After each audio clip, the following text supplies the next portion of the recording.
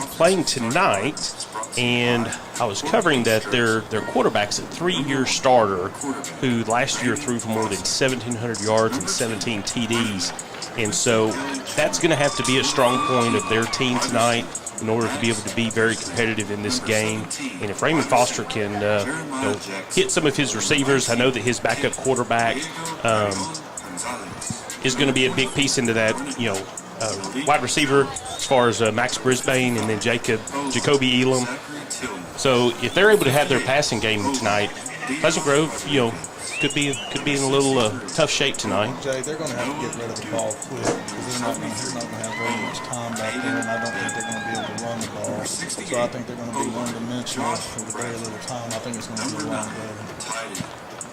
And could be, one of the things that was a little surprising for the Silsbee team last week was how much Malik Jones was able to step up. Last year they had Draylon Taylor, who was just a beast in the backfield. But last week, Malik was able to run the ball 8 times for 170 yards and scored 4 TDs. Malik Jones is a big kid. He was out there on the field before the game with his shirt off, and I was like, who's that man that's out there? He definitely separated himself from his teammates as far as size goes. And then they've got another young man that's in the backfield, last name Lockett, who last week was 9 yards short of a 100-yard game. So they do think that they can have a good heavy rushing game tonight. They had 414 yards total rushing last week. I don't think that they're going to see that tonight. They typically are going to run an eye and a split back offense, but they're going to have to run the spread a little bit tonight because I have a feeling that they're going to get down early. They're definitely going to have a balanced offense. You can't just run on PG at will, so they'll definitely have to mix in some throws and try to keep the first down markers moving. On Silsbee's defense, one player that I'm excited to be able to watch tonight is Aiden Bell. He's going to be their nose guard. He's just basically immovable. And so, Pleasant Grove's definitely going to have to, figure out a way to get him out and, not involved in plays. But I have a feeling he is going to try to impose his will on the middle of that line. I talked to Landon at walk-ons yesterday, and I was like, which players do you think are players that you guys are to watch in this game? And Aiden Bell is definitely one of those players. He's a big kid, good feet, can move around and make plays on the defensive line. And the one caveat that high school team, if you can get a strong kicker on your team, that's going to give you the advantage in certain situations. And Silsbee does have that. Gonzalez is one of the best kickers in this area, and he has a 50-yard range. And so that may come into play tonight as well. Learning to kick is probably the easiest way to get a scholarship because there's not too many kids out there that work on it hard.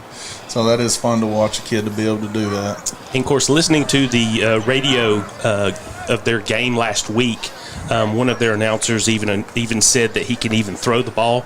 So who knows, they may have a couple of trick plays up their sleeves with him back there in kicking for both punting and extra points and field goals. Maybe something they need if this game gets out of hand early. And it could be. But Silsbee is coming off of a win. They basically now have a 6-game winning streak in the battle for the paddle. They actually played Lumberton last week, and they're only separated by about 8 miles in a river. And so they're coming into this game pretty high. But it'll be a different team that they're playing. This isn't Lumberton tonight. Silsbee in the past has been a passing team, hasn't it, until this year? They have. Like I said, Foster had 1,700 yards throwing last year and 17 TDs. But a lot of their wide receivers graduated last year. So, they're going to have to depend on some new guys stepping up.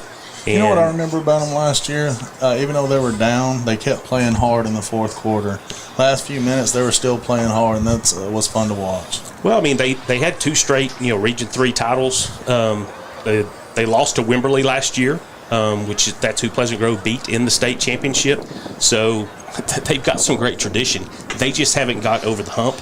But there's a good chance. I won't say good chance. There's a chance that we could even see each other again this season. Yeah. Oh, absolutely.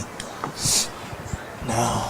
So another player that we're looking forward to seeing tonight is who had a great season last year as a freshman. It's one of their linebackers, Williams, who had 50 tackles as a freshman.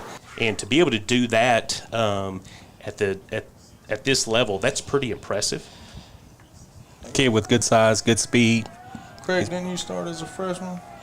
sophomore. So I just messed with it. But, other sophomores to be looking at this year, Jerron Williams, he also plays linebacker and running back. Do want to let the fans know that the Hawks are now on the field, so we're getting closer to game time. What about them new uniforms, guys? Pleasant Grove done in all black with gold numbers. Oh, that's nice. I love it. That's my favorite one I've seen. Well, and hopefully that'll give them a little edge tonight. It does look a little intimidating out there, but we're about 6 minutes away from kickoff, and looking forward to a good game. And don't see Silsbee on the field yet, but I would imagine that they're going to be heading this way. What do y'all think? What do y'all think that we'll see the rest of the evening? Like I said earlier, I think Pleasant Grove's just going to come out and try to impose their will like they did last week for as long as they can. And if Silsbee can put up a fight, they may get the Hawks to throw the ball. But if not, it's going to be a long night for Silsbee. Yeah, I think to beat Pleasant Grove, you've got to have a really good passing game and you've got to have a really good offensive line because quarterbacks normally are not going to have very much time. They're going to have to go to the quick passing game. And even though they got 2 big running backs, I don't think they'll put up huge numbers. I think they'll be able to move the ball. But with that defensive line, I think it's going to be a long day also.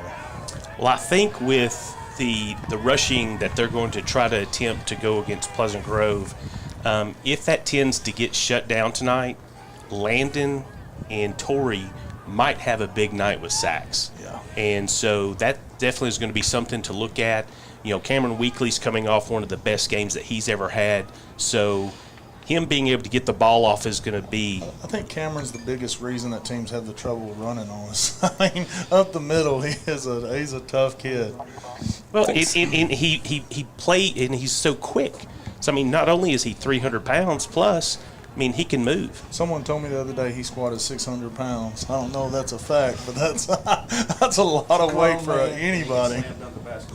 Silsbee's taking their time coming out. They still hadn't came out of the locker room yet. Well, head coach Randy Smith probably has words of wisdom that he's sharing with his team. And so hopefully whenever we get them out there in less than 5 minutes, we'll be able to get these pads popping. This is really going to be the first weekend Landon and them have a chance to play against some passing real. Argyle threw the ball a little bit, but, they got rid of the ball really quick. So, I'm like you say, I'm hoping they get to hit the quarterback a few times tonight.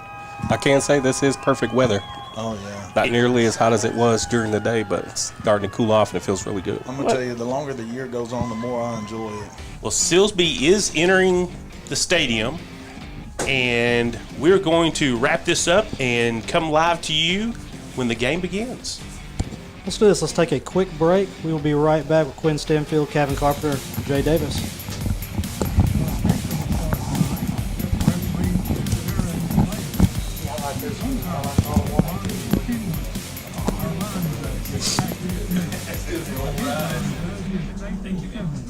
And the back judge is Tito Garvey, our officials for tonight. We are excited to announce here at Texarkana Emergency Center and Hospital that we have expanded our capabilities to better serve our community. On the far side of the field, As a hospital, we have the capability Silsbee. for inpatient services.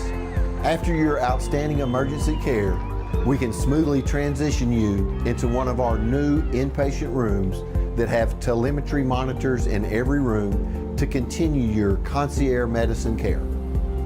While our patients continue receiving their care in their inpatient suites, we also make sure that your loved ones are taken care of with our outstanding facilities. Our added services include a procedure room and also the capability of MRIs. With our imaging, we are able to offer outpatient, Ladies and inpatient, gentlemen, and emergency will you please room, rise? MRI, Gentlemen, CT, kindly ultrasound, remove your and hats. X-ray. For the We are playing honored of by your our support national and look anthem. forward to serving all your future Ladies and medical gentlemen, needs. Our national anthem.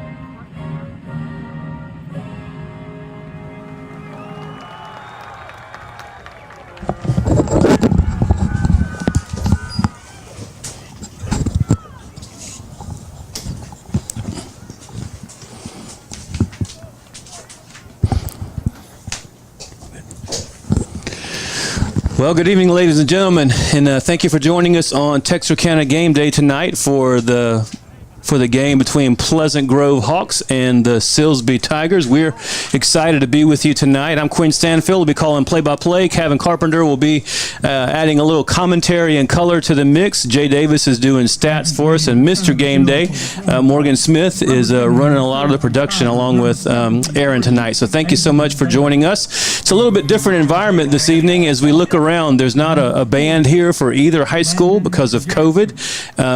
Smaller crowds than normal. Pleasant Grove had about an hour and a half drive to get here, and Silsbee had, I guess, probably 2.5 hours. Their crowd's a little bit smaller than Pleasant Grove, but still is a great night for football. The weather looks really good. We're having the coin toss right now and getting ready to play.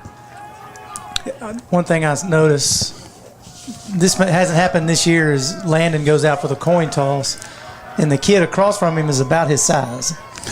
So, yeah. That's number 73 for Silsbee. The guy everybody's talking about is Aiden Bell. He's their nose guard, and he's the one guy that all the guys for the Hawks have been talking about being the big deal to watch for tonight. He's going to be a good one, and this is a matchup we Pleasant Grove really overmatched Nashville the first game of the year, and then Argyle's just a totally different animal. They're verging on being a 5A school, and then Paris was really down.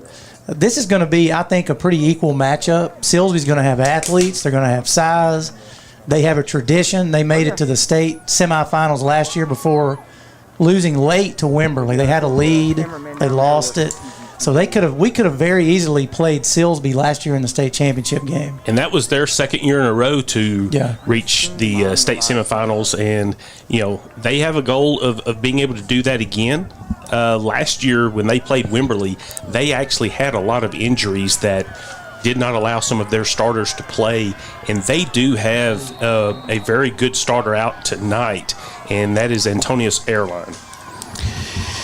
And there we have the kickoff. Kickoff is fumbled. Looks like he recovered his own drop right there. Can't see just yet which number that was. He was looking to run it. No fair catch. I like that aggressiveness. I believe that was number 26. That's Ramon Baltrip. Quinn, I'm going to address the elephant in the room, and that is the uniforms that the Hawks are wearing. We here in the press box love them. I hope you do. Hope they look good on TV. I love those gigantic numbers for old eyes. They're really good to see. Silsbee's numbers are a little bit harder, so bear with us while we get a couple of guys figuring out who they are and where they are, and we'll be okay the rest of the way. So Silsbee's got the ball on the other side of the 20. Got a handoff to the left side. Gets past to 25. Broke a good tackle there from Landon. Got leverage on the tight end that time. Good back right there. Made a good cut. That was number 24, Malik Jones. We'll hear his name a lot. He had a great game last week. A stat I saw said that he had 169, 170 yards, somewhere right in there last week on about 8 carries, about 4 scores. So we'll watch him all night tonight. So we've got second down for the Tigers. Rolling out to the right. Pass is complete. Nick Martin on the chase. It is a first down for Silsbee. Running team like Silsbee's is. Got a little waggle. We used to call it a waggle or a little bootleg. Get the back out in the flat. Great play. First and 10 for the Tigers from the Nick Martin showed the speed there also. A lot of teams that guy would have scored. Silsbee comes to the line of scrimmage. Got a handoff once again. That's 24, Malik Jones. They're no gain or short gain. Looks like they're going to give him a yard. I'm sure Cameron Weekly was in on that. If you watched last week, Big Cam had one of the best games he's ever had. He was unblockable. Silsbee's going to have a way better offensive line than Paris had.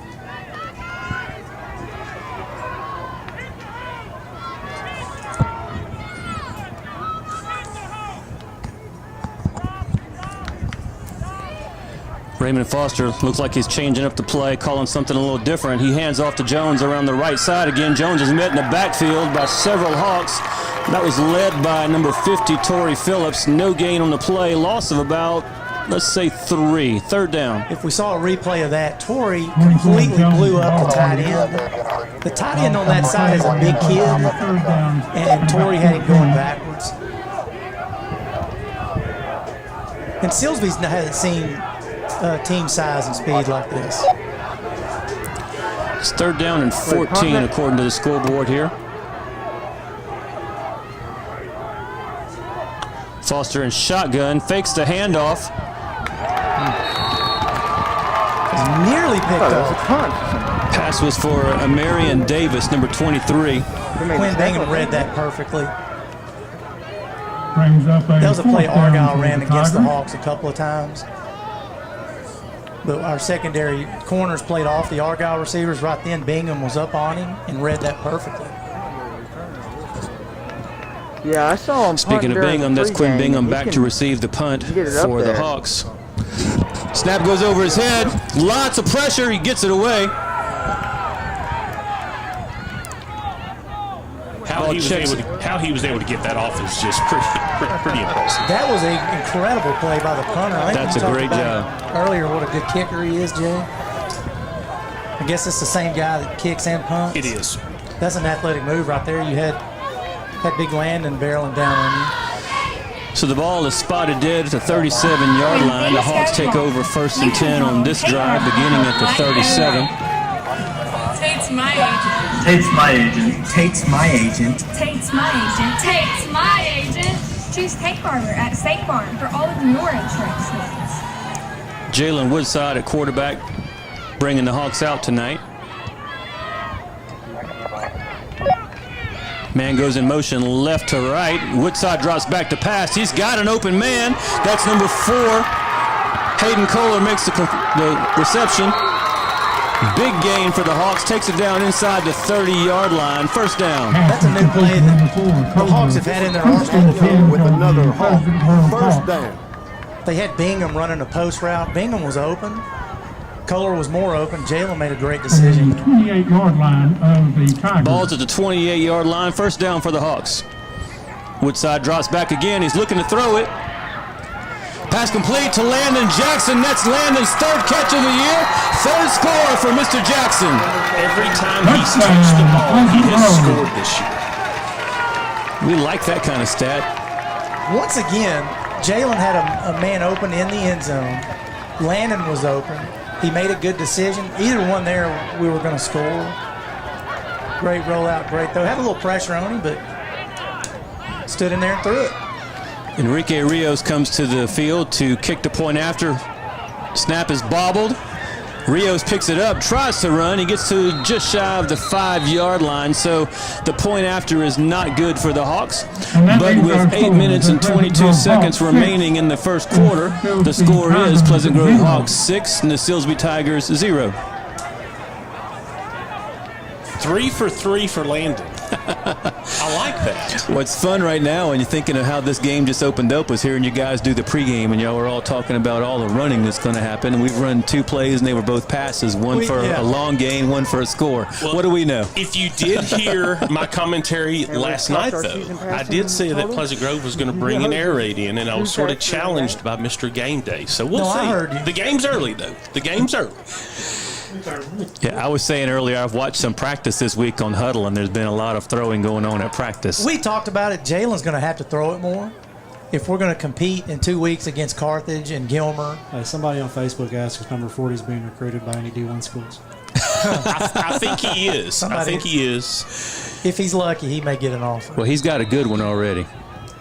Those LSU Tigers. Well, I don't. He did not. He didn't count out Texas, did he, Morgan? He didn't leave the door open. He did. I think he left the door open. Rio's kickoff was bobbled once again. I believe that's the same young man from last time, number 26, Raymond Baltrip. Silsbee's ball, 1st and 10 from their own. 20 needs to fair catch it. He's too worried about running with it. You know the old saying, catch it before you take off. Okay. There might be a different kid there next kickoff. Oh, yeah.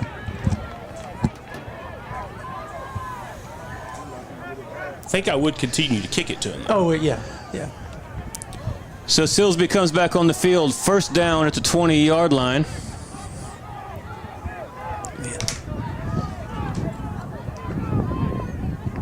Foster's in the shotgun, looking to pass. This pass was intended for number 6, Jason Cochran, but goes over his head out of bounds. Second down.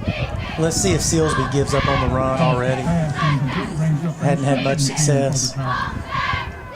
They can't give up on the run. They've got to keep running it. If we know they're going to throw it, then that makes it even tougher. Landon and Torrey and the D-line can just pin their ears back. Notice Nick Martin's at safety this week. A little different. I like it. Foster in the shotgun once again for the Tigers. Calls for the snap. Looks to run basically the same play.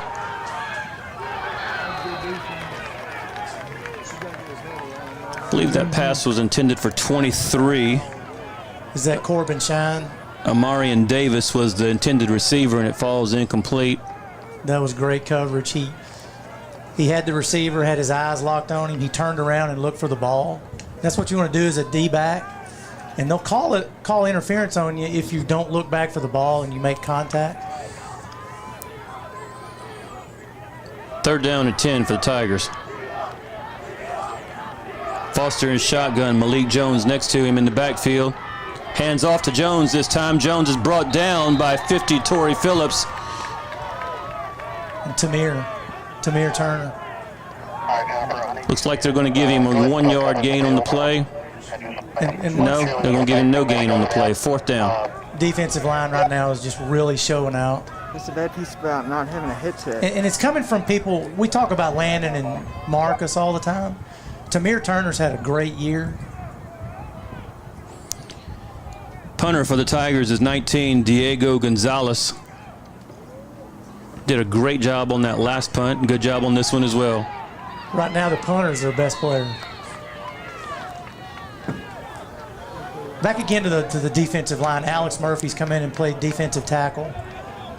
The Hawks are getting contributions from the non-4- and 5-star recruits. I'm live streaming the game. What's up? And that's great to see. Of course, we talk every week about Cameron Weekly, and we're waiting for Cameron to get that bigger offer. He's got a couple of offers, Quinn, isn't that right? That's right. Couple Division II offers. Division II. Is there going to be a Division I step up and get him? Well, the game against that he had last week, I mean, he's worthy. Took over the line. Hawks are at the 49. Jalen Woodside hands it off to Hayden Kohler. Kohler stopped in the backfield by several of the Tigers, led by number 63, Noah Duke. That's not good. It's a loss of about 3 yards. Second down and 13 for the Hawks. Zach Hughes is checked into the game, number 42. Good time to throw that little crossing route that we've had success with 42. Let's see what they do. Man goes in motion left to right. Woodside drops back to pass again. He's under pressure. Overthrows the intended receiver. That was Logan Johnson, but Woodside had a lot of pressure right in his face. Did a good job just getting rid of that ball. That pressure on him was by number 52 for the Tigers, Caden Stone. Third down. What do you do here if you're Justin and Josh Gibson? The jet sweep, throw it again. Let's throw it again.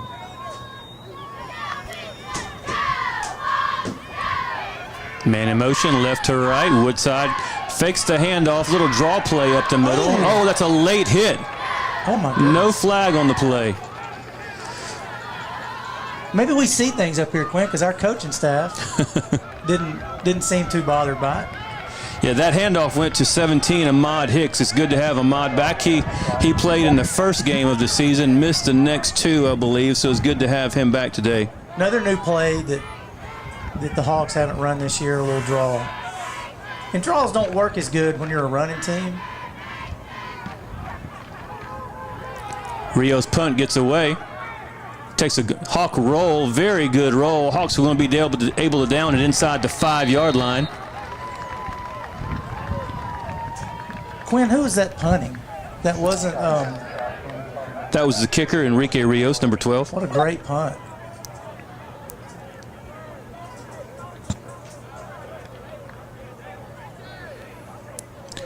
Ball's placed down at the 1-yard line. Tough field position for the Tigers. Makes the Hawk defense get excited. Defenses love playing on this end of the field like that. Kind of pin your ears back and go after them. I mean, I may be crazy, but Silsbee's going to try to run it and get out of here.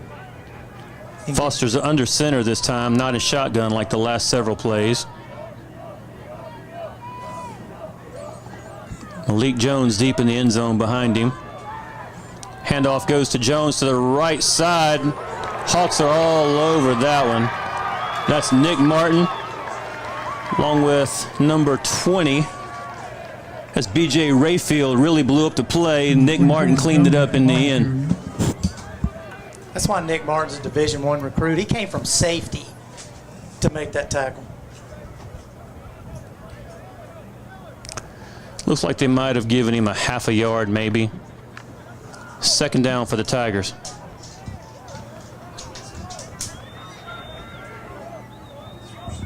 Three guys in the backfield this time. Foster rolls out to his right. His pass is complete. Listen, I'm giggling, Quinn. I'm sorry to jump in. That's Nick Martin again.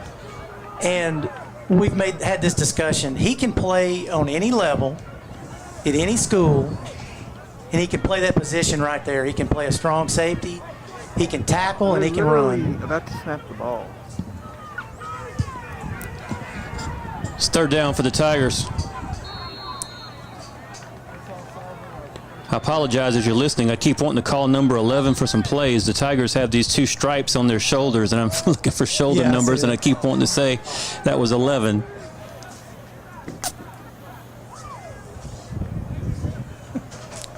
Didn't see that there was a flag on the play. They had to delay a game. The Tigers did.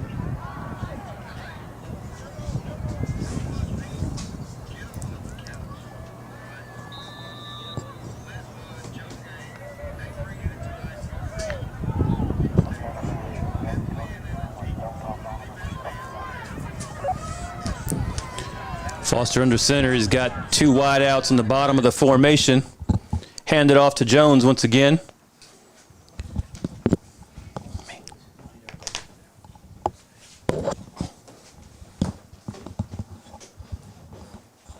Okay, what do you do here now? It's a short gain on the play, but brings up fourth down deep in their own territory. Looks like they're sending in the punt formation.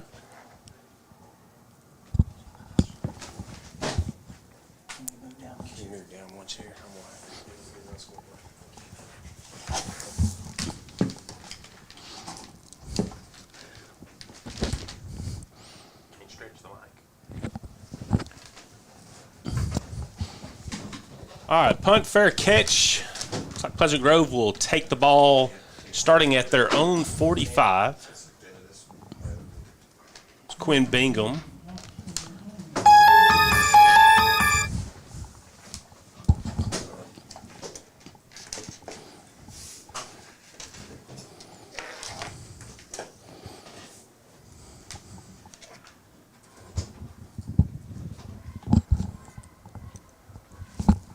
Let's establish the run, Quinn and Jay. Got 3:55 left in the first quarter. Hawks have the ball at the 45-yard line.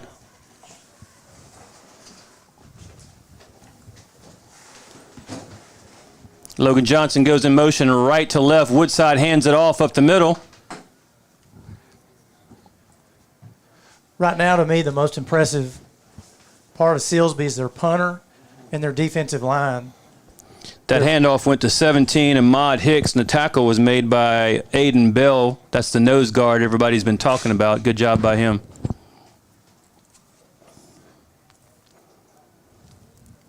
Second down and 8 for the Grove.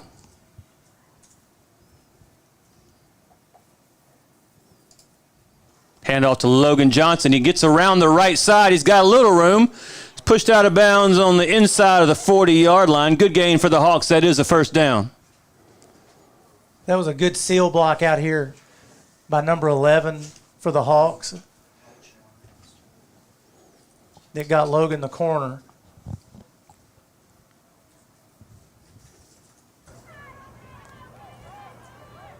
Oh, I think Ball's at the 36-yard line. First down. Hawks have had the ball most of the quarter, 3:15 left. Woodside drops back. He's looking to pass. A lot of pressure. Gets it to Logan Johnson, but Logan's got 3 Tigers all around him. Pass is complete, but there's no gain on the play. I think that tackle was led by 18 LaMarcus Botley. A couple other Tigers involved as well. Ball still at the 36. Silsbee plays good defense. This is going to be a defensive game, it looks like.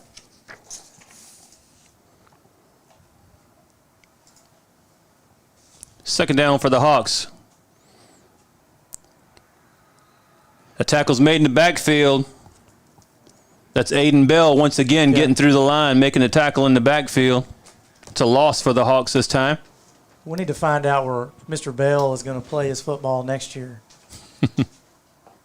Because he can play, and Jackson Cartwright at center is a really good player.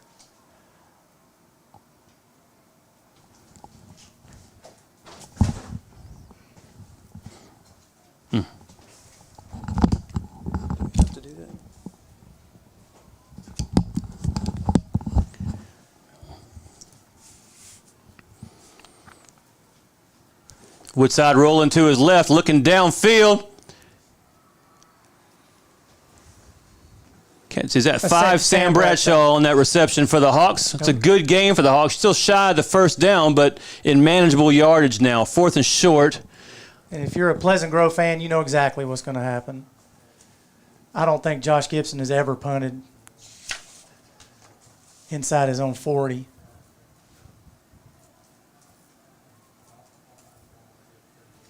Pleasant Grove gets the nose guard blocked. They're going to have success. Ball's at the 28 now. 4th and 2. Johnson in motion. Woodside hands off to Nick Martin. Nick Martin's got room. He's going up the left side. Just keeps on breaking tackles. That's a great thing about Nick. Always battling. First down for the Hawks. Do we know if Nick's any good? Have we talked about that much on this broadcast? Great feat by Nick. Can't tell he was ever injured. I'm getting lots of text about do we have any stadium sound or field sound.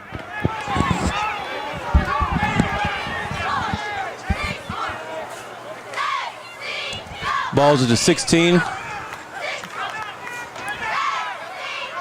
Handoff to Logan Johnson. He can't find any room around the end. Cut that up, Logan. Sometimes Logan wants to use his speed, which he's got, to get around the corner. Right then, he should have put his foot in the ground and cut upfield. But he's had so much success with that jet sweep. That's going to be the last play, Quinn, of the quarter. Kind of what we expected. Hawks content to let the clock run out right here. So at the end of the first quarter, we are Pleasant Grove 6, the Silsbee Tigers 0. We will flip ends of the field and keep working on it. Once again, thank you for joining us on Texarkana Game Day. If you don't follow Texarkana Game Day on YouTube, we encourage you to do that so that you can easily find the game, share that with other people, and invite them to come on and watch as well. Let everybody know where we are. We're at, gosh, would you say this is the Wrigley Field or the Notre Dame Stadium or Death Valley of East Texas or Texas football here at Carthage High School? Looking out of the press box to our left, they have a giant jumbotron. And Pleasant Grove played here 2 years ago. Have a beautiful, beautiful facility, stadium. But one thing that's not great right now is the internet connection, and I know we're having a couple of things that are going sideways, but the game day crew, they work so hard, they're trying to fix it. Me and Quinn have the easy job, and Jay. All right, so let's play football again. The ball is at the 19-yard line. It is second down. Scoreboard says 2nd and 12.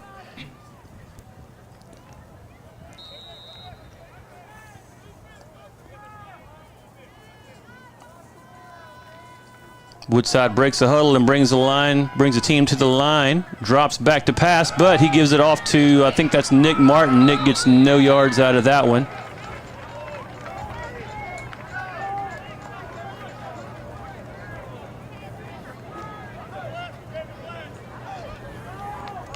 Martin gets back just about to the line of scrimmage. He might have actually lost a yard there, making it 3rd and 13.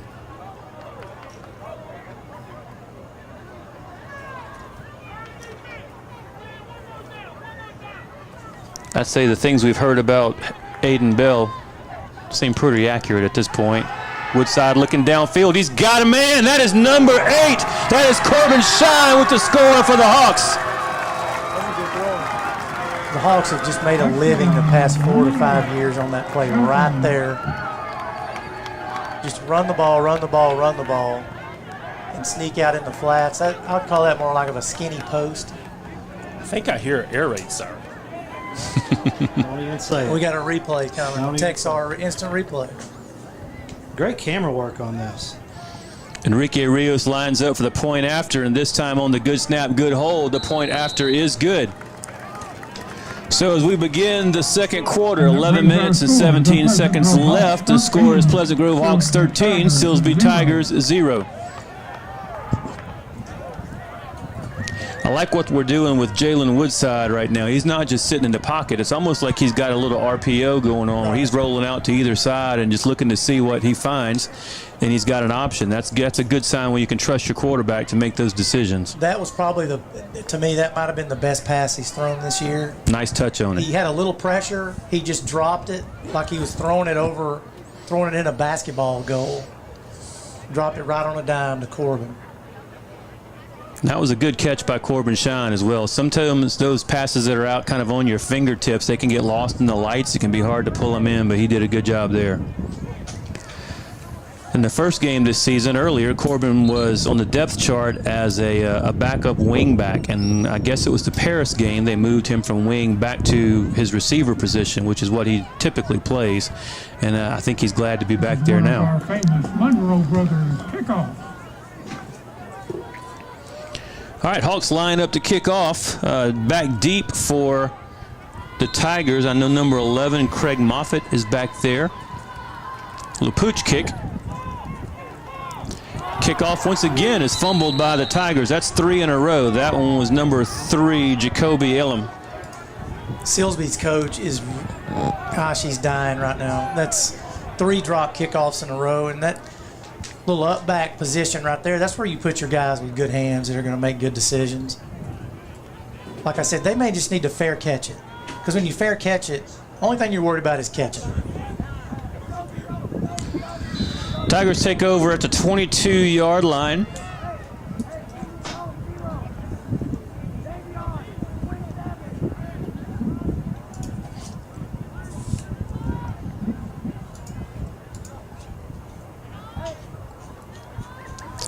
Foster drops back to pass. He's under pressure. He is eaten alive by several Hawks back there, led by number 40, Landon Jackson. Well, the Hawks are extremely lucky they got to the quarterback. Number 27 for the Tigers slipped out in the left flat and was uncovered. If the quarterback had a half a second, he was going to get it to him. It was probably going to be a touchdown. And Coach Fuller saw that, I promise you, the Hawks defensive coordinator. So 2nd down and 17. Foster's barking out a cadence, changing things up. A couple of D linemen making jumps, but no flags on any of that. Didn't do anything wrong. Back under center. Hands it off up the middle. Let me see if that was Malik Jones. I couldn't see the number on that one. Keyshawn Lockett, who had 91 yards last week. That might be his first carry for this game. It is. I don't know if you can see it at home on the TV. Past couple of plays, the Hawks have had Hayden Kohler at a deep single safety, almost like he's returning a punt. This time they're back in a normal-looking defense. Foster in the shotgun. He's rolling out to the left, a little bit like a wildcat.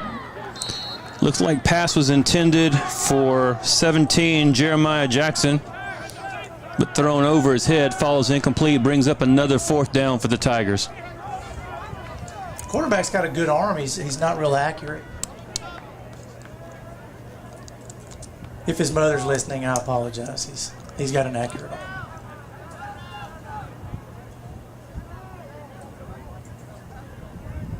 They struggle with the snap right here. Let's see what they do here. A little high. Snap a little high, but he gets it away. Bingham's telling everybody else to get away from the ball. So one of the Tigers, I believe that's number 14, Max Brisbane, he downs the ball for Silsbee. Great field position for the Hawks. From the Tiger 40-yard line. Ball's just outside the 40. Game's not moving as fast as last week, of course, but it's moving along. This is exactly what Pleasant Grove wants. The clock to move and for Pleasant Grove to grind the clock. If it was up to Josh Gibson, he would score with 1 second left or the last play of the half.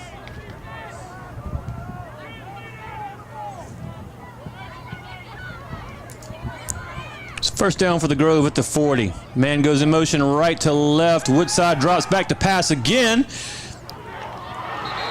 Ball would have been incomplete with Sam Bradshaw, excuse me. But a big hit knocks it loose, falls incomplete. Good play by the Silsbee defense right there. Yeah, that's what you want to do at that safety position. You make Sam Bradshaw think next time he goes across the middle, does he really want to catch it or not? It was a good read by Woodside. Bradshaw was open, just was a good defensive play. Yeah, Jalen looked. I don't think he was his primary receiver. He looked off of one guy and threw it to Sam. And Sam will tell you got to catch that. 2nd and 10. Woodside hands off to Johnson. Johnson cuts it back up. I guess we have a stoppage in play. Everybody stopped. I don't see a flag, though. There it is. Flag at the 45-yard line. False start called against the Hawks. 5-yard penalty against the Hawks. Looking down to my left in the stadium, I see quite a bit of Carthage is off tonight. So I've seen a couple of their coaches, and I saw their quarterback and a bunch of their players are down out on the 20-yard line watching the Hawks, who they will get in 2 weeks. So we're 2nd and 15 now. Woodside drops back. He's looking to pass again. He's under pressure, and he is brought down in the backfield. That is a sack for number 24, Malik Jones, playing defense this time. You know, you don't want to see a sack, but Jalen made a good decision there. Receivers were covered. He knew he was going to get hit, take care of the ball, go down. Sometimes you just have to eat it and play another down. Exactly. Sometimes you just got to punt. That goes for football and in life.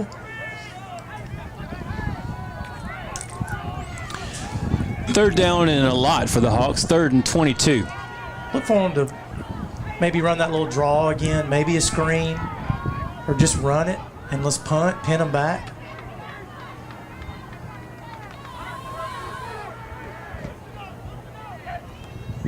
Woodside drops back. He's under pressure again by the same guy, 24, Malik Jones. That's 2 sacks in a row for Jones. That's probably the worst 3 downs that I've seen the Hawks have this year, besides turnovers. But like we said, Jalen made a good decision. Don't throw a pick that could be returned.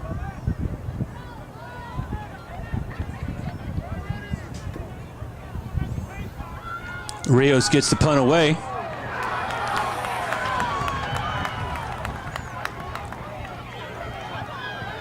Silsbee's coach right now is red hot, I'm sure. His return men are frustrating him. Don't pick that ball up, 25. We're going to have a run into the kicker, I believe, Quinn. Probably just going to be a 5-yard. And I'm sure PG will decline it. Whether you are a recent high school graduate or headed back to school to finish your education, Panola College can get you on the path to a successful Gibson was seated down there on the sideline. Yeah, he wants a roughing the kicker, but I don't think it was. Yeah. Whitehead just said running into the kicker, and PG's declined it. So Silsbee will take the ball where it is.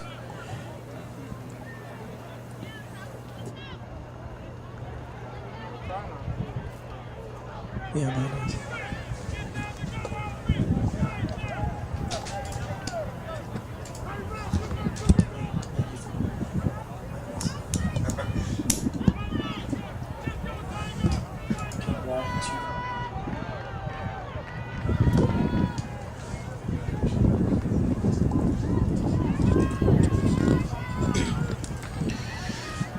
So the Silsbee offense comes to the field. The ball is at the 23-yard line where they begin this drive with 8:05 left in the first half.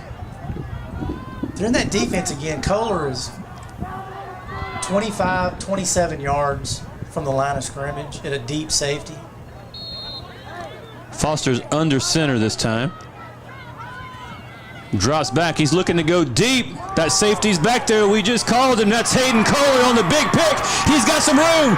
25, 20, 15, and goes out of bounds.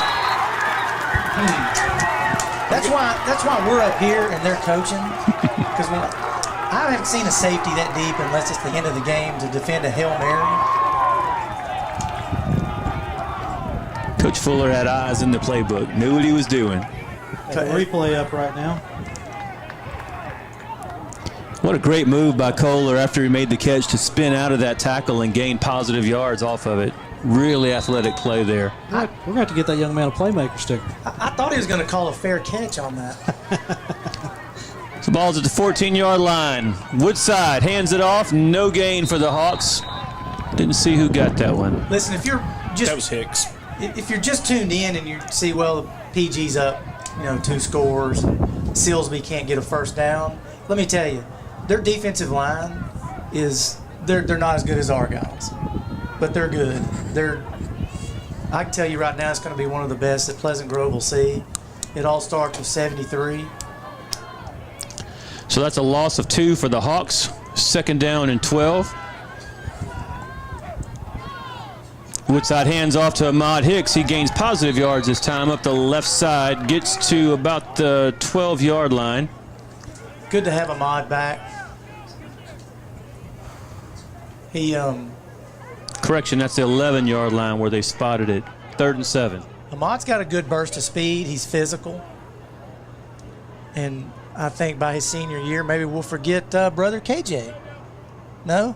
We're not going to forget KJ, but You can't forget a guy that ran back the opening kickoff of a state championship. That's not going to happen. We're never going to forget KJ.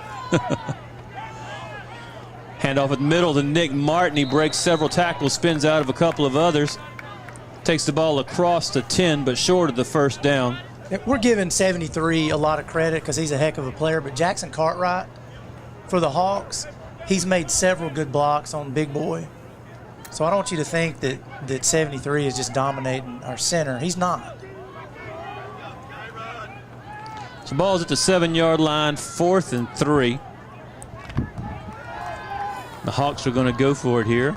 Logan Johnson in motion left to right. Woodside's rolling out. He's under lots of pressure, but he's got some room. Pass falls incomplete. That was intended for 4, Hayden Kohler, but hits the ground. I like that play call. And it was incomplete. I think Jalen made a good decision. He was trying to throw it low. The receivers were right on him. And that's a ball, if you throw it just a little off, it goes back the other way for 6. Officials moved the ball a yard there. We started that last play at the 6, I believe. Now we're at the 7. Maybe that's my imagination. I believe you're right.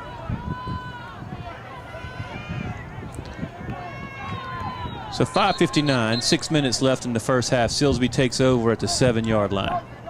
Silsbee calls timeout. I mean, they're grasping for straws at Silsbee. They haven't had success running. The only really successful play they had was it wasn't a screen pass, maybe a little outlet pass to one of their backs. I mean, look for them to come back to that. And they haven't run a screen. They haven't run a draw play. Something to trick the Hawks up. They've got to try something because what they're doing right now is not working. For your Hawk fans that are watching this game right now and you see the Hawks in these new uniforms tonight, Coach Gibson told me that this is one of 3 new uniforms that they're going to have, that the other 2 still have not come in. So we're waiting on the Air Jordan unis that are still going to come, and then one other set that we've got to look forward to as well. When you're 2-time state champions, uniforms just grow on trees, don't they? No problem. So Foster under center, hands it off. No real gain on the play. Maybe back to the line of scrimmage. That's big Cam Weekly, just having his way again. Where are you at D1 schools? Give this kid a look. I'm not calling on Alabama or LSU. He could play at Sam Houston. He could play at SMU calling. Don't you think, Quinn and Jay? I think he's good. If he had 2 more inches of height, all Yes. kinds of schools would be calling him. It doesn't make sense, but that's the metric they use. Handoff up the right side. Y'all talking about Torrey Phillips isn't tall enough? That's number 22, Keyshawn Lockett on Weekly? Okay, I was like, Torrey Phillips is like 6'7". What are y'all talking Torrey about? doesn't need to get any bigger. Yeah. If Cam had 2 more inches, he would. He'd be the old 4-star. He was last week's Defensive Player of the Week. I know. For all of the Texarkana area. Had a big game at nose tackle. Jeff Traylor down at UT San Antonio. I figured he might give him a call. Ball's at 9-yard line. I think that was just a busted play, Quinn. A little pushing and shoving going on. I like that. Don't want it to get out of hand. I know our friends over across the interstate at Texas High got in a little squab last night. But from what I understand, it wasn't their fault at all. The Longview was kind of getting whipped. And isn't that, Morgan, isn't that your boys at Longview? Texas High kind of had their way with them. I was watching Texas High, and I would have never thought Texas High was going to have an excellent football team. Yeah. They're actually picked to play in the state championship game now. Yes, they did not start that. Quinn Bingham calls for the fair catch on the field. So the ball will be placed down about the 43-yard line as the Hawks take over once again with 4 minutes left in the first half. If you're going to play a football game, you got to have emotion, and it's got to come out. And if there's pushing and shoving, a coach wants to see that. You don't want to see a cheap shot or after the whistle, a punch. But if you need to get up and talk a little bit and stick your chest out, you got to do it. It's football. Well, this is going to be the 3rd time that Pleasant Grove has had great field position. If they didn't have such a great punter, it might be better. Woodside tosses it to the outside to Logan Johnson. He gets a little bit of room around the end, takes the ball inside the 40-yard line, and then pushed out of bounds. Good positive yards for the Hawks. Believe that defense was led by number 8, Travius Haynes. Logan's going to bust one. Mark my word, it may be the second half. He could have, and I talked earlier, he should have put his foot in the ground and cut up. He could have there, but he made the decision to go wide, and it was a good decision. Logan's just so fast. If he gets a crease, he's gone. Woodside rolls out to his right. He's led around the edge by Alex Murphy. Pass is complete to number 42, Zach Hughes. He's been so big for us this year. That's Zach's 3rd catch of the season, I believe. He's if he doesn't catch it, he's open. He gets open. He blocks well. What a great addition. He was a JV player last year. So the ball's at the 23-yard line, 1st down for the Hawks. Coach Gibson will certainly look to score, but he's going to try to do it as the clock runs out. So he'll probably take his time here, try to punch it in the end zone. Jaden Parker runs into play, comes to receiver spot on the bottom end of the formation. Woodside hands off to Ahmad Hicks. Hicks gains a couple of positive yards. 2nd down for Pleasant Grove near the 21-yard line. 2.5 minutes left in the first half. Yeah, definitely Coach Gibson wants to score. He doesn't want to kick off again. When we start the second half, Pleasant Grove will get the ball to begin that half. So he'd love to score right here and then get a chance to do it again coming out of halftime. Logan Johnson in motion. Woodside rolls out. He's got a man open. That's Hayden Kohler once again. Hayden takes a big O. They call it incomplete. Yeah, we're going to get a Texar replay on that. I think that was a catch. Kohler took a pretty good lick on that play right there. Looked like he took a helmet-to-helmet hit. Once again, Here's the replay. Texar instant replay. Pass was on the money. Fans in the stadium were booing big time, saying that was a catch. He did bobble a little bit. It's in between his He legs. did, yeah, I don't think. Yeah, hard to tell. That. Hawks come back to the line of scrimmage, third down. Logan Johnson in motion. Woodside drops back in the pocket. He's under pressure. And he is brought down for a sack by several white jerseys. Clock is still running. It's going to bring up fourth down for the Hawks. They'll probably let it run way down. Look forward to. They're going to let it run down, and it may take a timeout. Bingham's bringing the play in, and it's not in a hurry.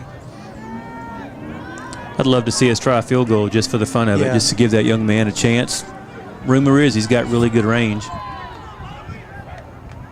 Woodside looking to throw. Got Quinn Bingham.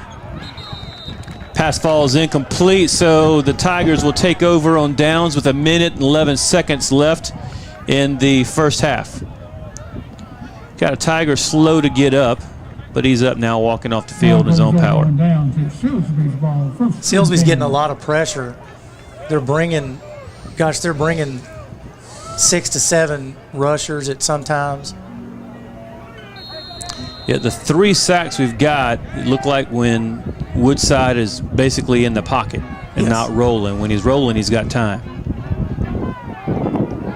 I'm surprised there that we didn't let the clock run down and maybe take a timeout and think about that play.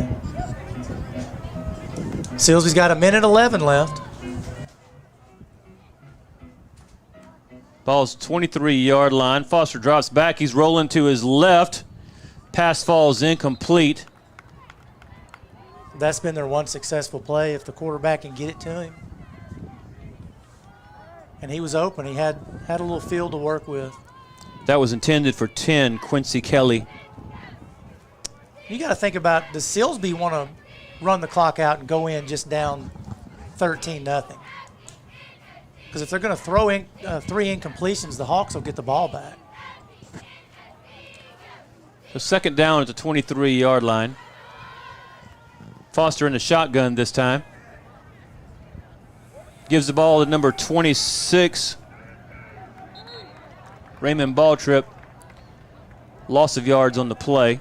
Several Hawks over there, led by Landon Jackson. That's some things that makes Landon that you don't really notice, but he didn't speed rush. He kind of slow played it. He knew the ball was coming to him, and he was just an athlete and made the tackle. Timeout was called on the field by Pleasant Grove with 55 seconds left in the first half. The Grove's up 13-0 right now.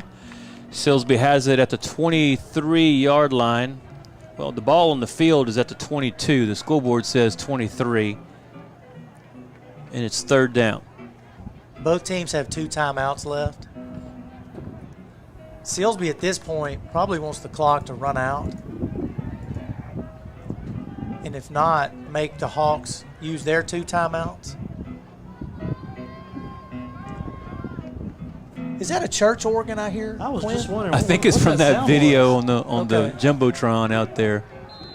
Thought Betsy Frame was playing the They need to hire TXK Marketing. Let us hook them up with some videos, some better music. Yeah. Foster completes the pass.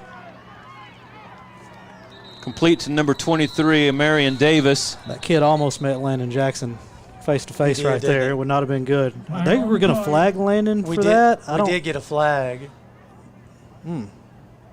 Gosh, it could be It could be a face mask. Landon's I don't got know his if they arms didn't up. call that one against Logan earlier. I don't know how that would be one.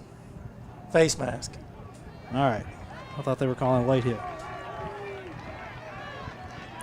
So 48 seconds left in the half. That will give Silsbee a first down.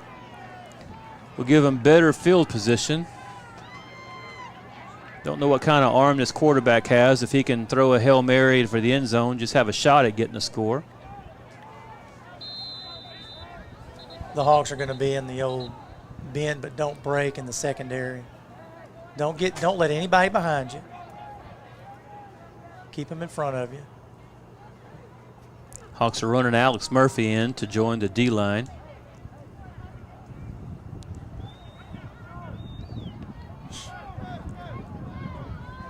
2 wide outs for the Tigers, 1 high, 1 low. Quarterback Foster's in the shotgun, 2 guys in the backfield with him. Pass is tipped and falls incomplete. Not sure who got their fingers on it. That was number 7. Gage Stivers, linebacker. Stivers is leading the team in tackles coming into this game, so he's having a great season. Hayden Kohler's playing that deep center field, Willie Mays type center field. Even though Willie Mays played shallow, that's a baseball reference, Morgan, that you wouldn't. Nothing about it. Yeah. Second down at the 45 for the Tigers tonight. Foster rolls out, hands off to number 25. What a good block on the Dalian outside. Miller. If he stepped out short. Excuse me, that's 25 Draylon Miller. A couple yards short of the first down is third down for the Tigers with 35 seconds left.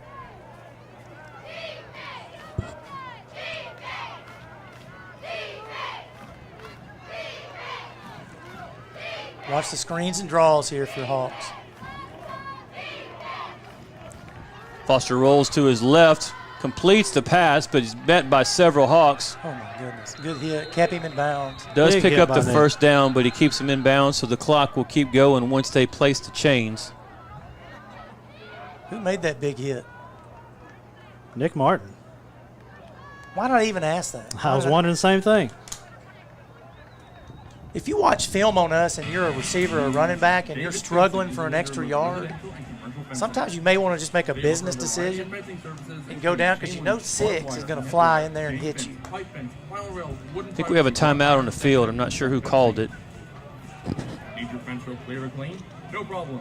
Davis Fencing also provides gate operator installation and maintenance, along with oil field service. Quinn, Morgan and Quinn, Jay. I want to go back to the Texas High. Yeah, they were ranked really low in the Dave Campbell's poll. And when that came out, I thought, no, that's. I've been telling y'all they were going to be way really, better- really good. Way better than that. But they updated it quickly after that Longview Yeah. game. They have them playing Aledo in the state championship. Well, they'll play the team formerly known as John Tyler next week. Yeah, Tyler Lions. What is it? So there's just Tyler now? It's just Tyler now. It was Yeah, John Tyler. we'll have that game for you Thursday night. Okay, 27 seconds left in the first half. Ball's to 42. Foster rolls to the right a little bit. His pass is intended for 11, Craig Moffitt. I'm going to make a call here. That's going to go back the other way eventually. Bingham's going to jump it or shine. Because right now, they're only throwing the ball outside the hashes.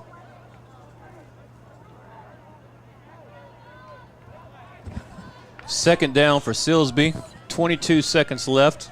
Silsbee has a timeout left. Coach Fuller for the Hawks is jumping up and down. He sees something. Foster rolled out to the left, but he is brought down by several Hawks. That's a big stop for Pleasant Grove. Silsbee uses that last timeout. 13 seconds left in the half. During this timeout, we're going to have a replay coming to you here shortly. Tell me it's a Nick Martin tackle. Number 59. I don't have a. It might be number. It might be number 59 is Tamir Turner. Let's see this. You said a group of them. I know it was one of them had it. It's just from this little monitor. It's hard for me to tell numbers.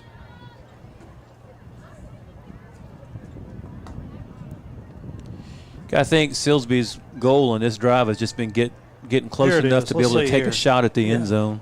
Yeah, it had to be Tamir. Story's on the outside here. Shout out to that young man. Great sack. Tamir's one of those guys that doesn't get the limelight. What is it, limelight? Yeah. That Landon and Marcus and Torrey get and Cam. Third down for Silsbee. 13 seconds left. I believe they're out of timeouts. Is that correct?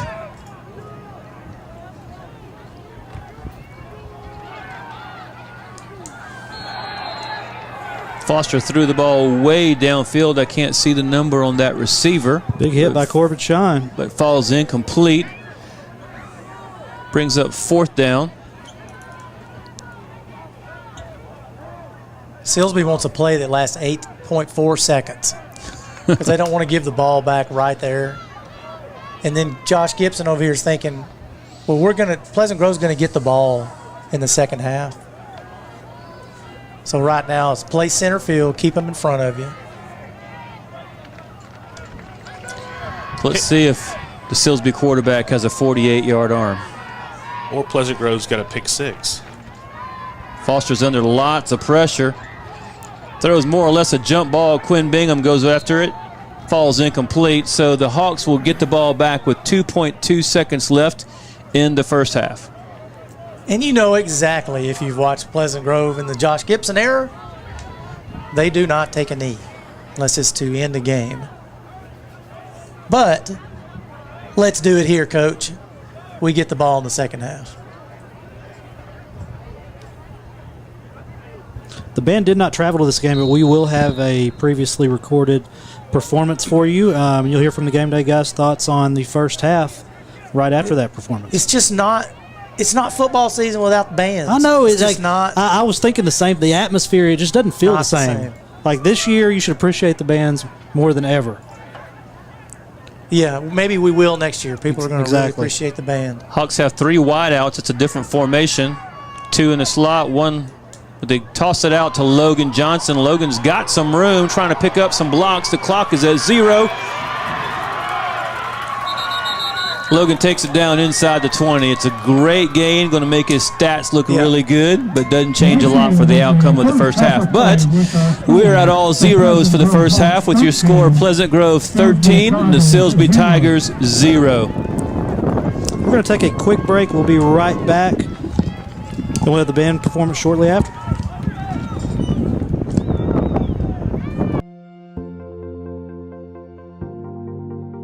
We are excited to announce here at Texarkana Emergency Center and Hospital that we have expanded our capabilities to better serve our community.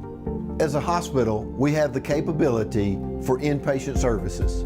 After your outstanding emergency care, we can smoothly transition you into one of our new inpatient rooms that have telemetry monitors in every room to continue your concierge medicine care. While our patients continue receiving their care in their inpatient suites, we also make sure that your loved ones are taken care of with our outstanding facilities. Our added services include a procedure room and also the capability of MRIs. With our imaging, we are able to offer outpatient, inpatient, and emergency room, MRI, CT, ultrasound, and X-ray. We are honored by your support and look forward to serving all your future medical needs.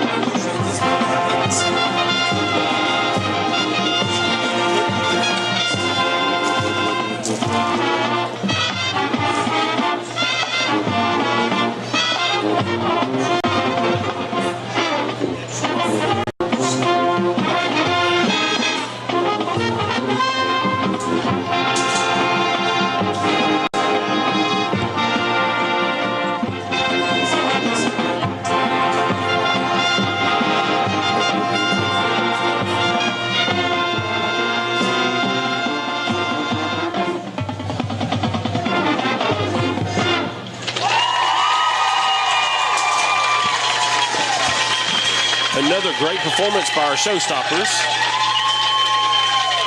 And to think that they did that with wearing a mask.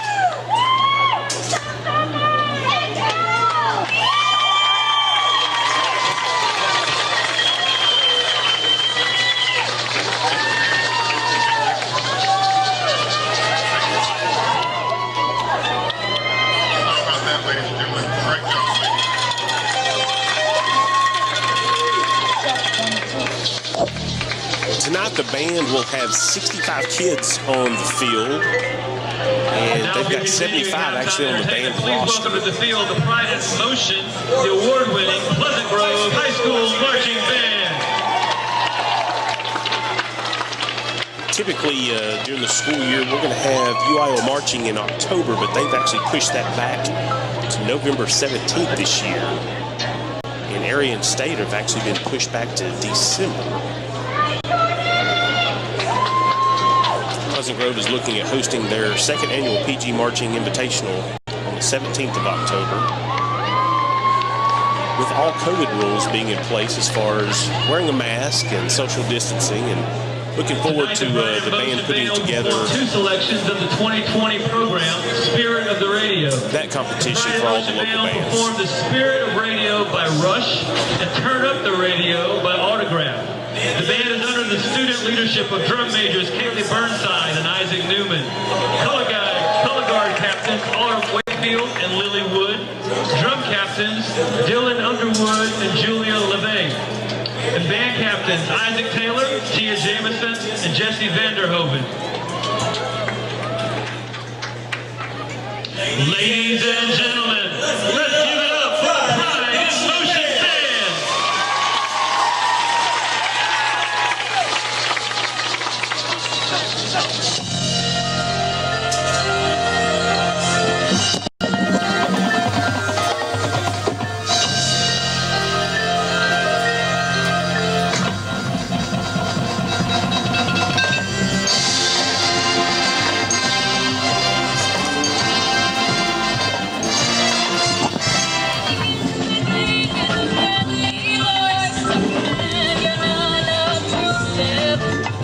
Lay like lonely soul.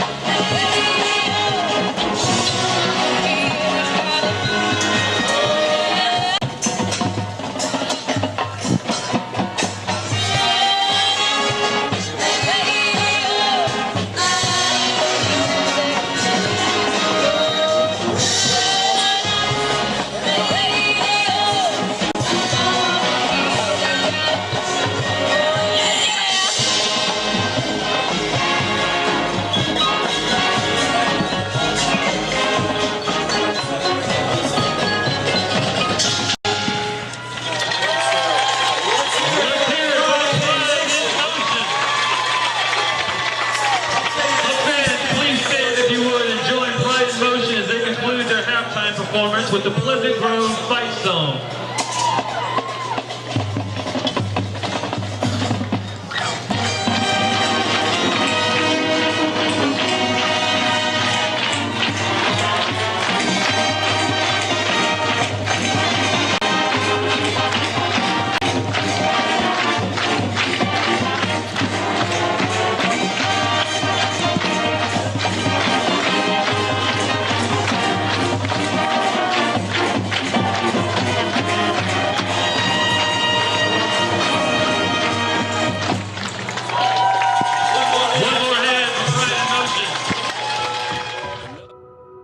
Every day I come to school.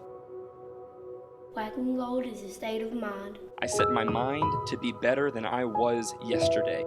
I work harder. Black and gold is a state of mind. I ask more questions. Black and gold is a state of mind. And I challenge myself to learn more than I did the day before. Black and gold is a state of mind. My teachers help me grow so that I can excel. Black and gold is a state of mind. A way of doing things bigger, better, with more passion and more determination. Black and gold is a state of mind. Because we know that everything we do adds to Pleasant Grove's legacy of success. The more I push myself, the more I prepare myself for my future. We strive to be the best in the state in everything we do. We bring home the gold and set the standard for schools across Texas. Black and gold, it's a state of mind. A strong work ethic takes pride in a job well done. This is the kind of person you need. Express Employment Professionals can help because we understand what it takes to hire good people. It takes real people, real interviews. We find good people, matching the right skills for the right jobs. Express knows jobs. Get to know Express. Go to expresspros.com to find a location near you.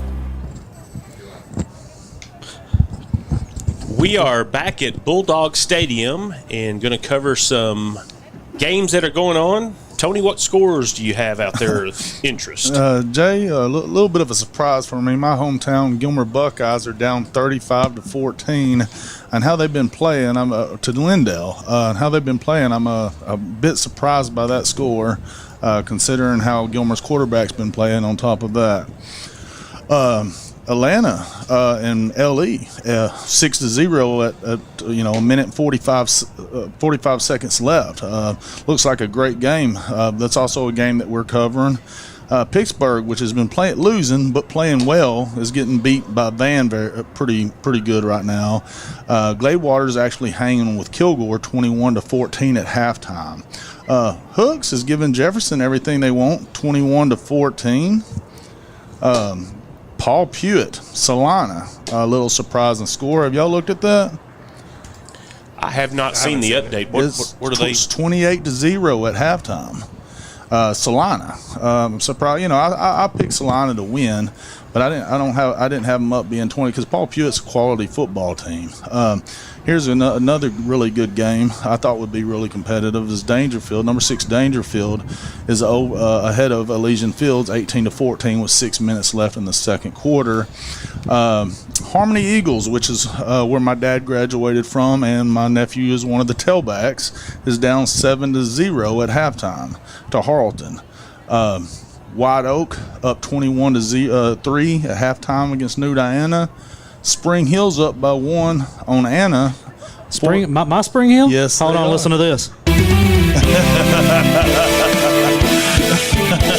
They're up. Shout out. Yes. Get that out of the way now. Hey, guess who's up?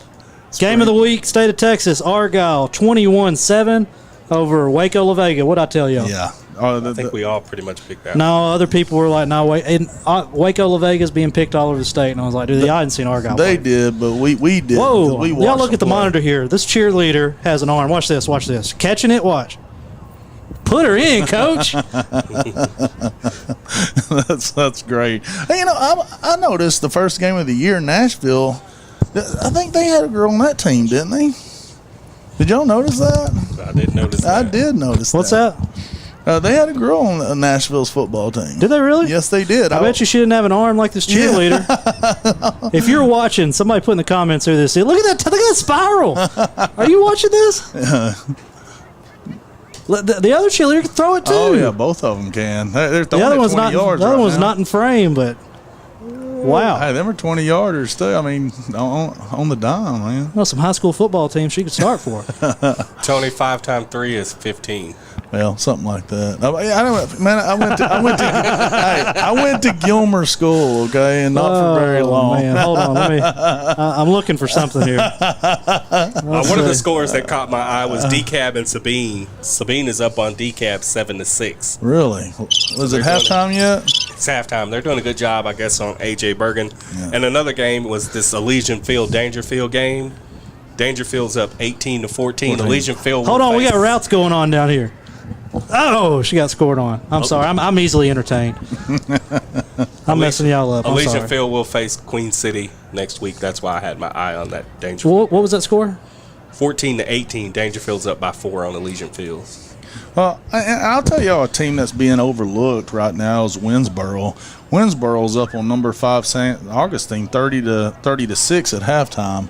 Winsboro actually has one of PG's assistant football coaches. I think his name's Blake Worley, I think. Yes. And they've got a heck of a football program themselves. Yeah, Blake was he was definitely a strong point in our coaching staff here, and definitely brings a toughness to a team, and that's definitely what he has brought to Winsboro. And definitely glad to see them having some success this year, and I expect them to go deep into the playoffs this year. That is Harley O'Neill down there throwing the ball around like an all-pro quarterback. Hey, Tony, one team that you did miss, the Pirates. No, I didn't want to bring that up, man. Sims, James Bowie. They're hanging in there 6-6 with Union Grove. So shout out to James Bowie Pirates. Well, I thought you were bringing up Pittsburgh. You know, Pittsburgh's played pretty good all season, losing but played well, and Van is putting it on them 22-0. But you know, going back to Gilmer, man, they've got to get it together because 35-14, didn't see that coming. Yeah, playing a much larger school in Lindale, and Lindale is a good football program. Yeah. I didn't see that either. I didn't. I thought Gilmer would be up by at least a touchdown or two by halftime, even though it is a bigger school. Well, I actually picked Lindale. But I got something for that. You know what it is? What is it?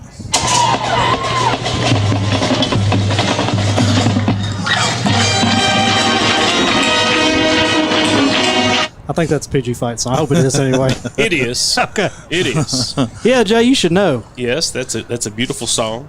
When do we play Gilmer? I'm starting to learn all these buttons. I didn't realize I had all this. Last game of the regular season, and I have a feeling that is going to be the game that determines who wins district, and that could be a very, very important game because of how the seeding could sit.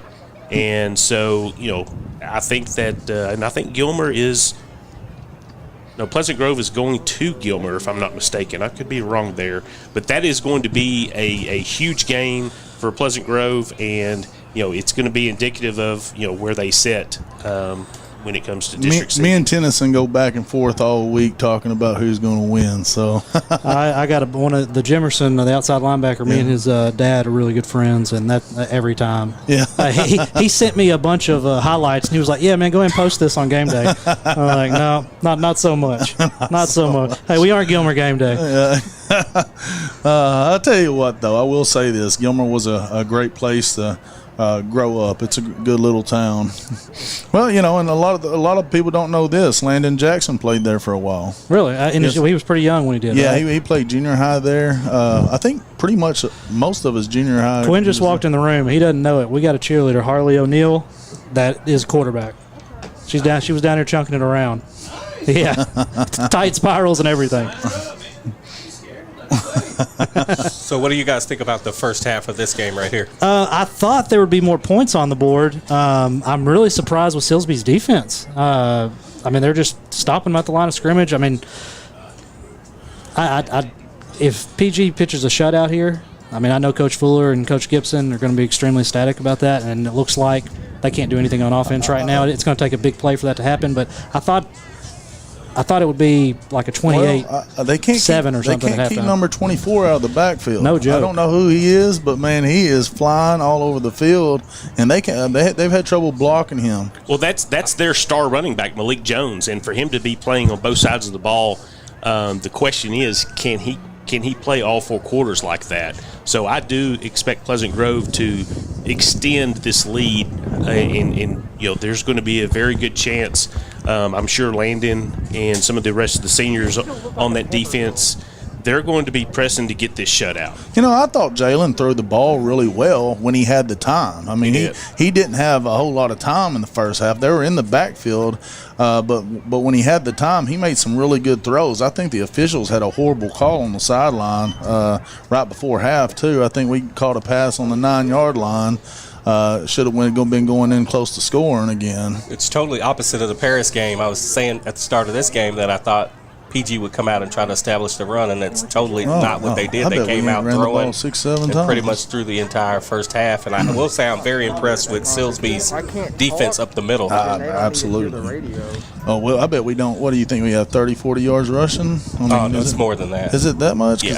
It's going to be a little bit more than that. We've got 10 carries. Looks like we've thrown the ball 7 to 10 times. So, this is one of the first games that they've basically had a run pass, almost 1-to-1 ratio. I don't know if it's coach just opening it up for a different look, for something else to be on tape, but they are definitely putting the ball in the air a lot tonight. Well, what I've heard about Silsbee is how good their defensive line is, and they're showing it tonight, and I think that's what coach is playing off of. And their secondary is all underclassmen, so that's going to be one reason to sort of pick on them for a lot of this evening.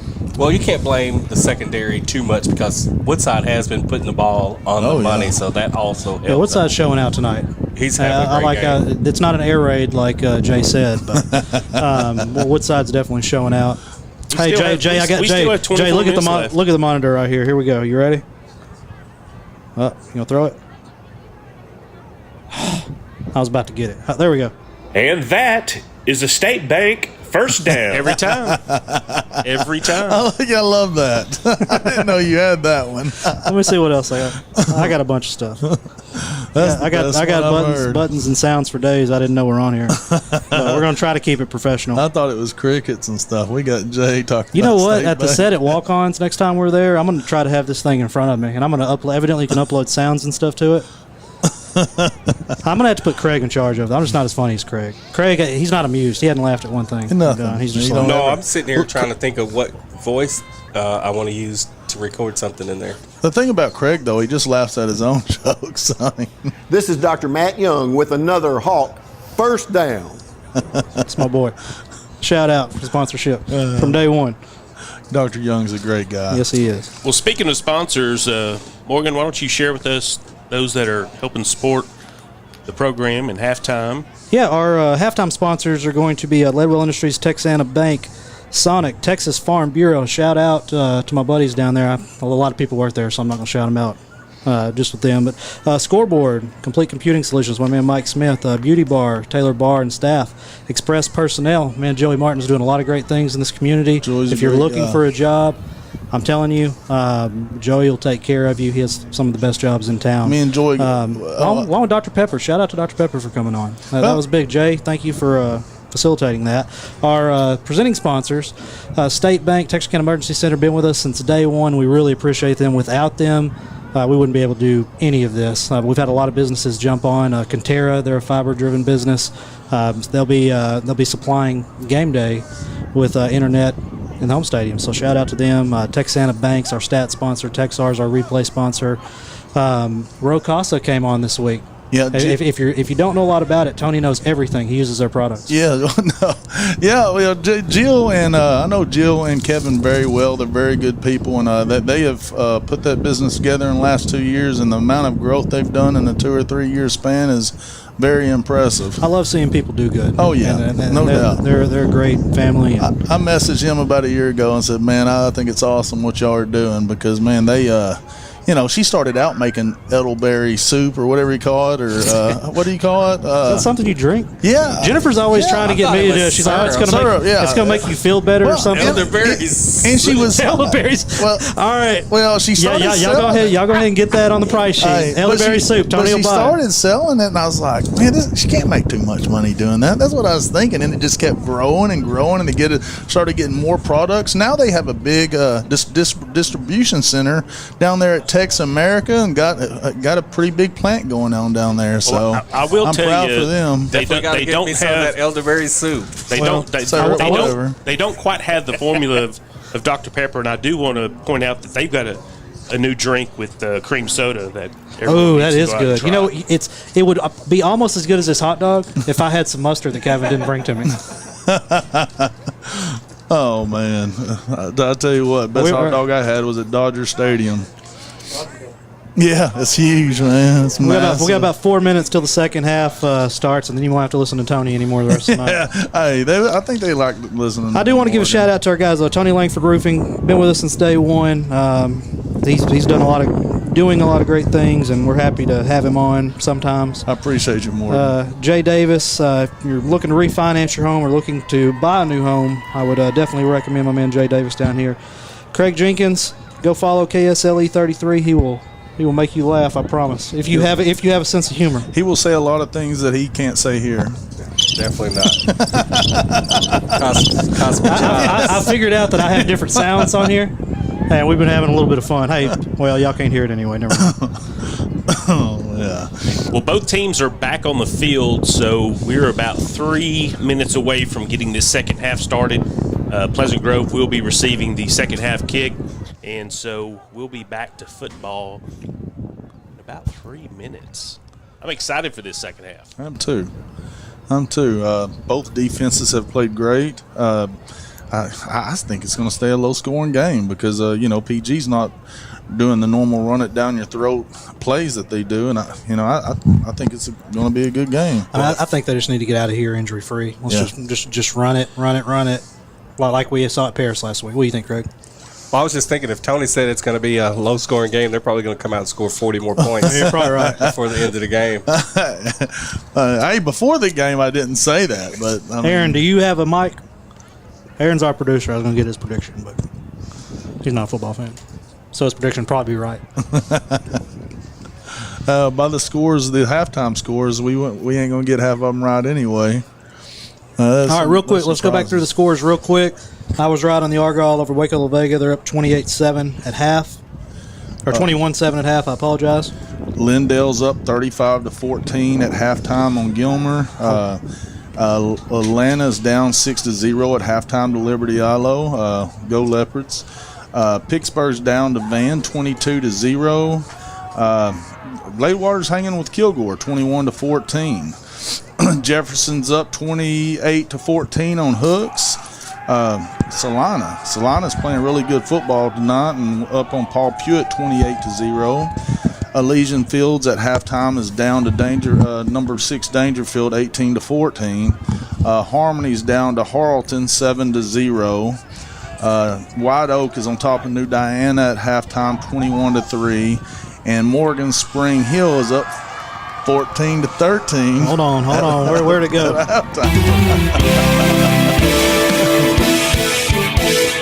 And Winsboro is putting it on number 5 San Augustine 30-6. All right, we're about to get this half started. Let's take a quick break. We'll be right back with Quinn, Kevin, and Jay. And I'll be on mute. Beautiful, isn't it? Beautiful, handcrafted stone is our passion, and we ensure our customers receive the quality they deserve. We stand by our word, we stand by our products, services, and work that we do. Our team of experienced craftsmen and product experts have been perfecting their craft of fabricating and installing stone since 1998. Visit the Design Center at Red River Lumber to see the many beautiful stone options available for your next project.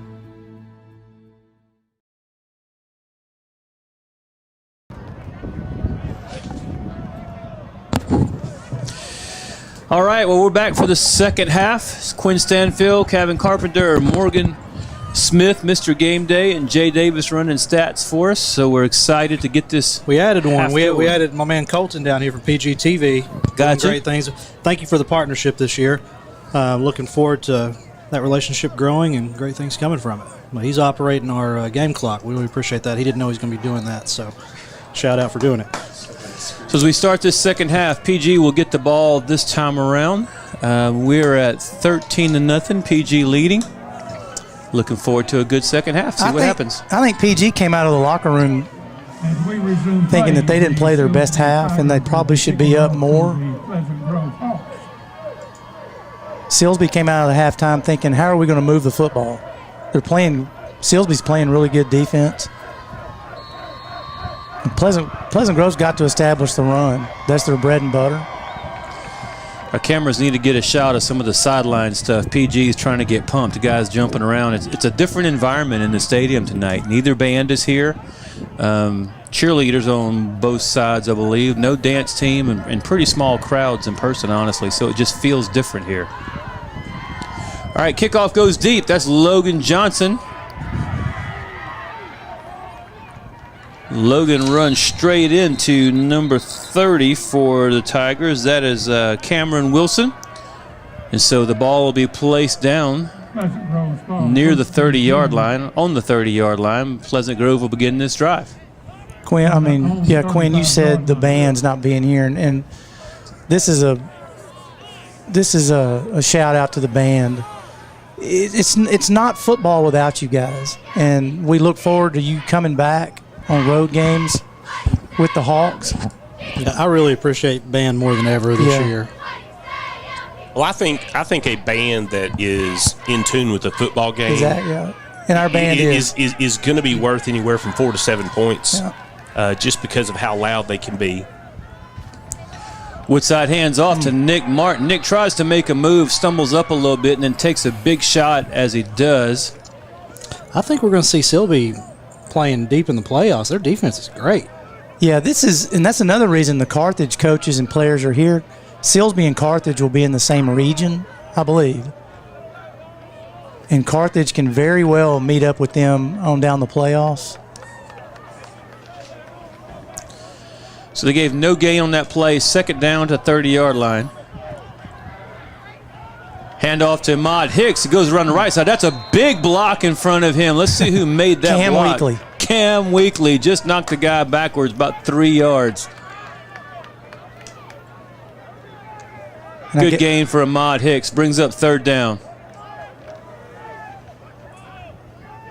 Logan Johnson in motion right to left. He takes the toss, but somebody in the backfield makes a great tackle. I believe that's 24. That's Malik Jones playing both ways tonight. And when he's got in the backfield, he's made a play every time. This may be the fastest defense we've played against. Argyle wasn't. They were fast. Argyle was just physical. Silsbee's fast. Well, this definitely is not the start that Pleasant Grove wanted to have going into the second half. No. Enrique Rios punts the ball for the Hawks. Checks up near the 40-yard line. It's touched and downed by Corbin Shine for Pleasant Grove. So the Tigers will take over about the 39. First down for Silsbee.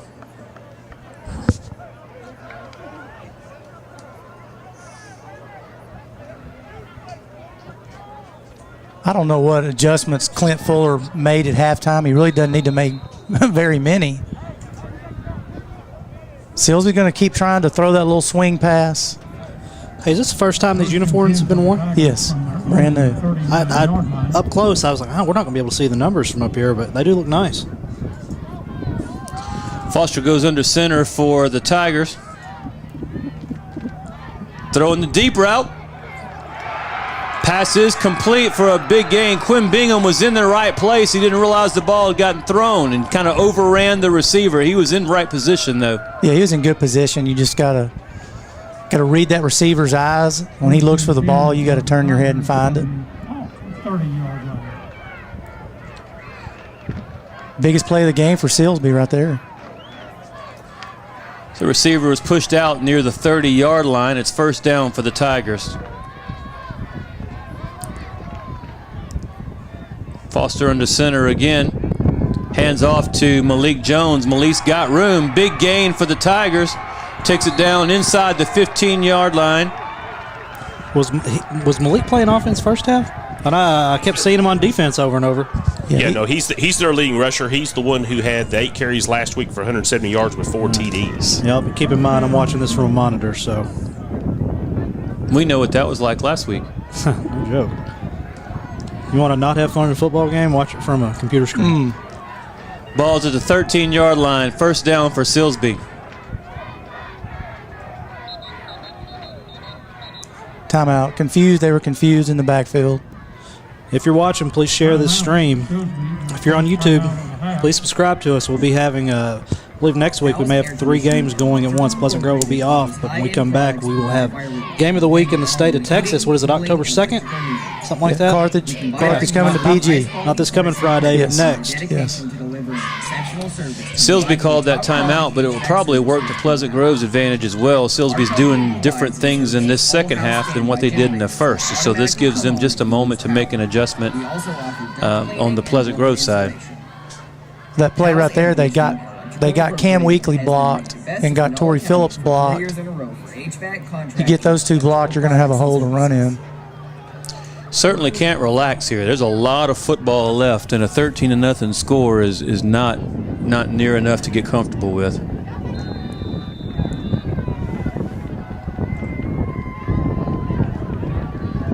Foster drops back to pass. He's got a man wide open in the flat. Yeah, that play's been wide open all night. Silsbee takes the ball inside the 5-yard line. I believe that's just the H-back or the tight end or the fullback. He hesitates just a second, and then he's out in the backfield, out in the flats. So it is first and goal at the 3. Malik Jones in the backfield this time. Would expect him to get the ball in this situation. There it is. Give to Malik, but he's met in the backfield. The Hawks were expecting the exact same thing. Several Hawks in to make a play as a loss for the Tigers. Landon made the play. He didn't make the tackle. He made Jones cut back, and his teammates found him. Second and goal for Silsbee.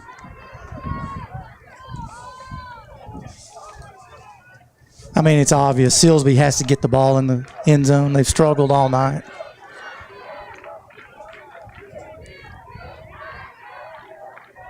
Watch the tight end. Hand off to Jones again. He is met at the line of scrimmage. Torrey Phillips driving. Does make some positive yards, but shy of the goal line.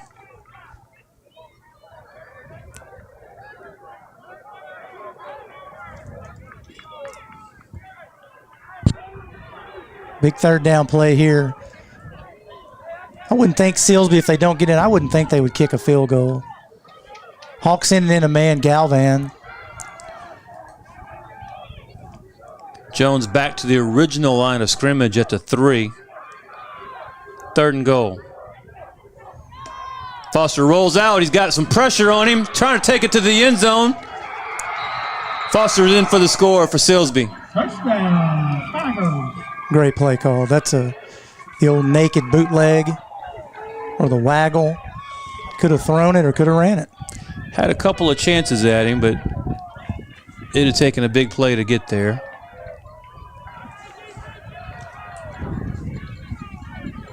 Diego Gonzalez on to kick the point after.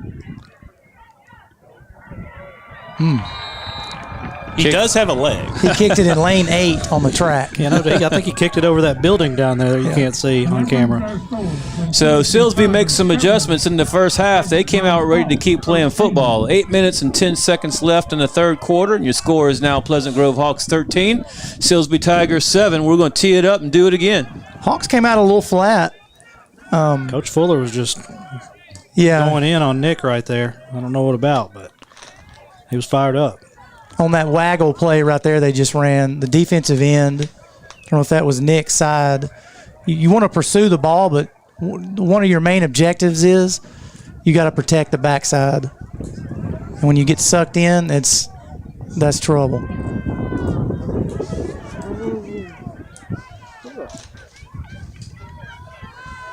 Hawks need to be heads up here. I don't think they'll onside kick with such a good kicker that can kick it deep. Always got to be ready.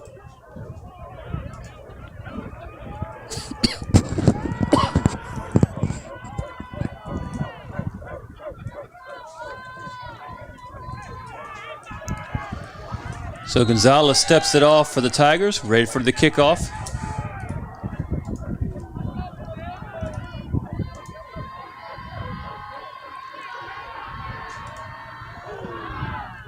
Kicks it deep to Logan Johnson. Johnson lets it goes into the end zone. Great decision, Logan. So Logan lets it go in the end zone for the touchback. Hawks need to take the momentum back here. A score would do it, but also a long drive, flip the field is something that the Hawks are looking for. At least flip the field.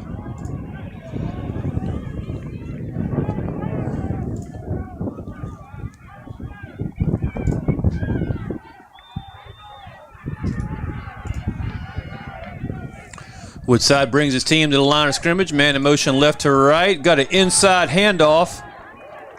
I believe that was Logan Johnson in the backfield instead of the wing that time. Let's see if we can pick up a number here.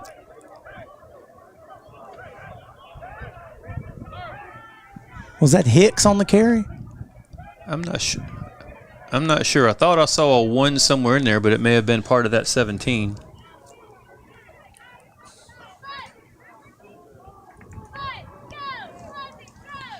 It's a good gain on the first down play for the Hawks. It's 2nd and 4 now. 2nd and 5, you can do a lot of different things. Let's see what they do.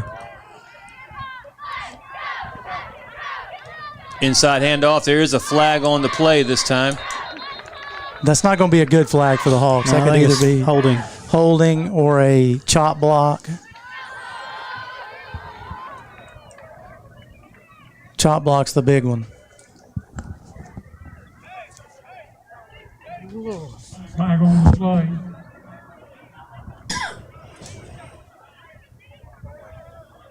It is a chop block. And that's when one lineman has a guy up high and the other one hits him below the knees or at the knees. And that penalty is strictly for safety. 2nd and 5 was a good play calling yardage. 2nd and 15, 25, 20? I'm not a math teacher. I know I'm a good math teacher. Tony Langford has that at 15 yards, but yes, it is 2nd and 20. Not many plays in the Hawks playbook for this play.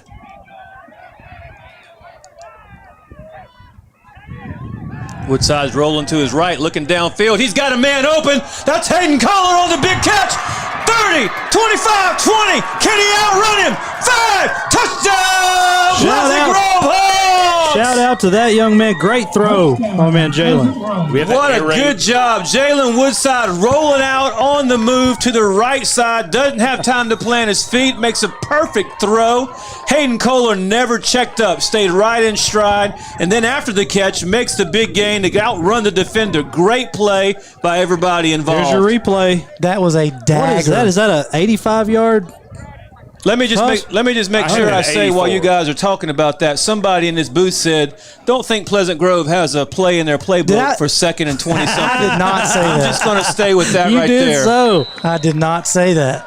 That was a play right there that Ben Harmon ran last year to perfection. Right there, Jalen. Okay, that's the best throw he's made this year. He waited till he got open. He felt a little pressure. And Jalen's got a big arm. Jalen probably has a bigger arm than Ben had last year. And that right there, Quinn and I on the way up here talked about Jalen's played well. Jalen needs to be in a game where he puts the team on his back. He makes some big plays to give him that confidence. And that's it right there, I think, Quinn. So a game that he could just really aerate it out there? Yeah, yeah, just something that Yeah, the big deal on that play right there is he's got air raid would be multiple considered angles on what happens right there. One, Pleasant Grove takes the momentum back, to come back and score right after Silsbee just scored. Jalen gains a lot of confidence on that play.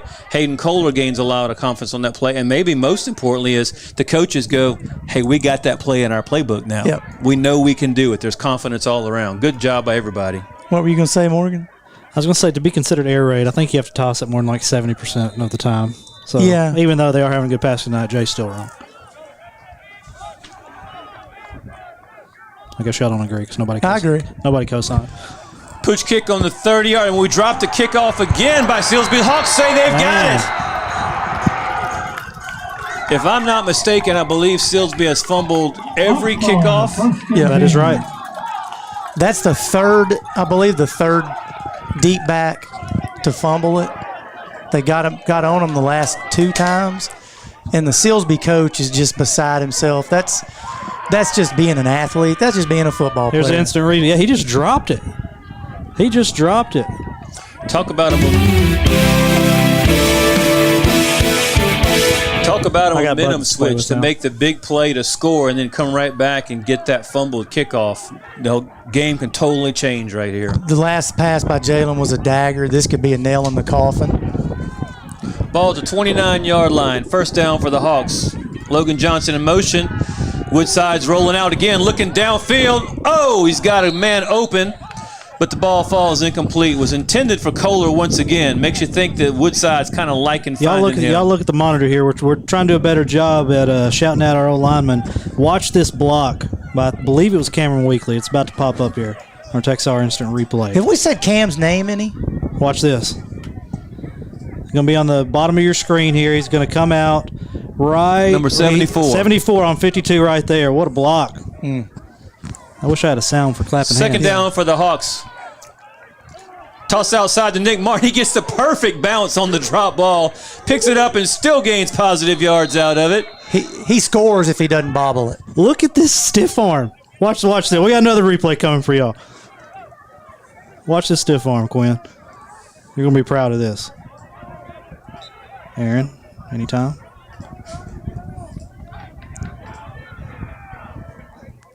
What a perfect bounce. Yeah, get off of me. Yeah. Man, the kid loses his helmet. 25's hat came off. So ball's at the 25-yard line now. Third down and 6 for Pleasant Grove. 2 down territory. Nick couldn't have gotten a better bounce off of that ball. It was just perfect to come right back to him. Handoff up the middle. Didn't see the number. Was that was Nick? Was it Nick? Yeah, that was all Nick right there. That's a setup play. That's where you know you're going 2 plays. So let's get what we can on this one. We'll roll it back again for 4th down. Here we go again with this yardage. 4th and 3. That little rollout of the little bootleg that Jalen ran earlier would be perfect. Landon's in the game right now. Or no, Landon came out. Zach Hughes is in the game. And Zach's always open.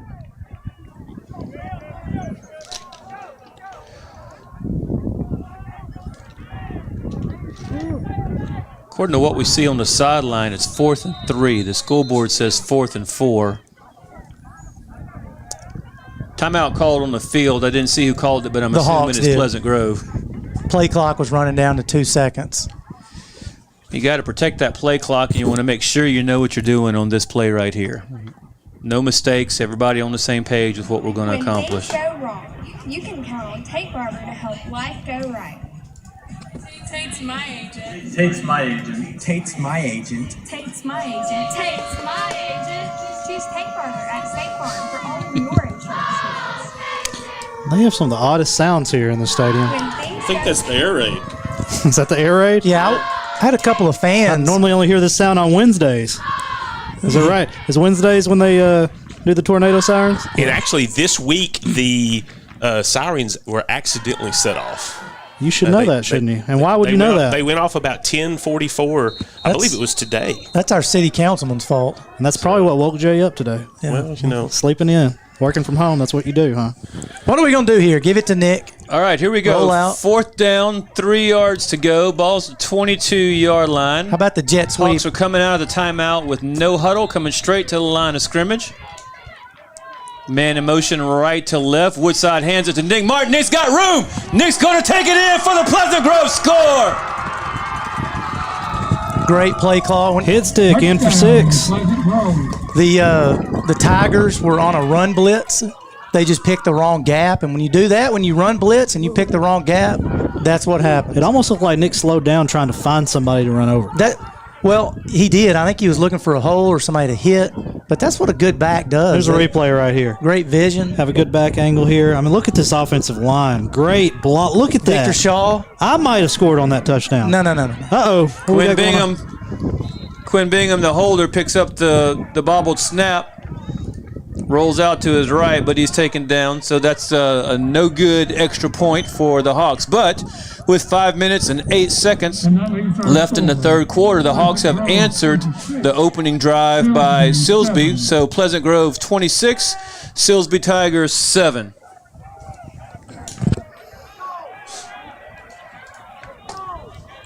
If you think just, 3 minutes ago, we had a 7-point game or a 6-point game. Just that fast, it turned around.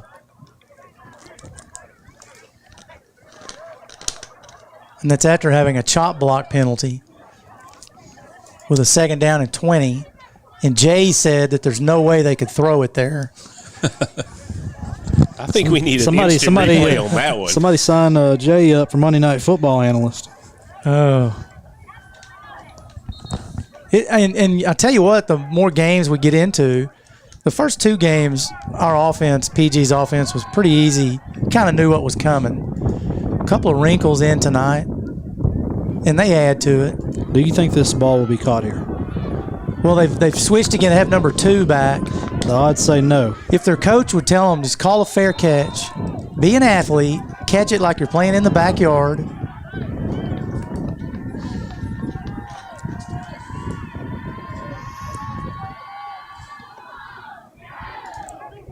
That kick goes to 2. He caught it. Didn't go out of bounds. He's got a little room trying to make a gain for the Tigers. Ooh, I like that. I'm trying to strip the ball right there. All right. 2's our guy now. He's going to be back there next time. So that kickoff was taken by Kevin Martin, and he advances the ball all the way up past the 45-yard line. Correction, they called him out of bounds previous to that. He goes to the 43 where Silsbee will take over.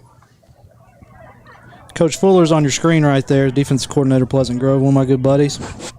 He can't beat me at golf, but no, still who good can? buddy of mine. Who could? Oh, a lot of people beat me at golf, Kevin. They Clint, he hates that Silsbee scored 7 points. He was heated that Paris had 35 yards last week. Yeah. Silsbee comes to the line of scrimmage with no huddle right now. Foster's under center, 2 men in the backfield. Foster hands off to number 22, Keyshawn Lockett. Gain of a couple by Lockett.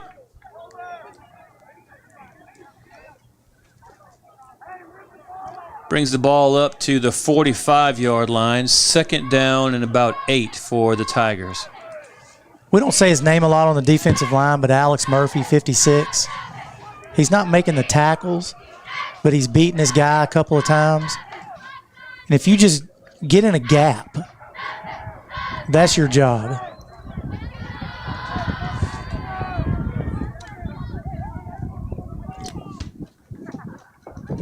Foster throwing deep. Quinn Bingham on him once again. I think Foster threw it to the wrong shoulder. He went outside instead of inside.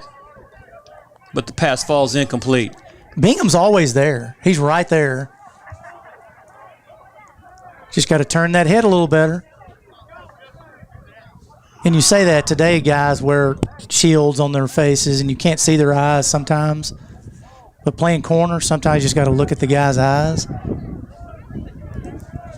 Turn the head, make the play. 3rd down and 8 for Silsbee.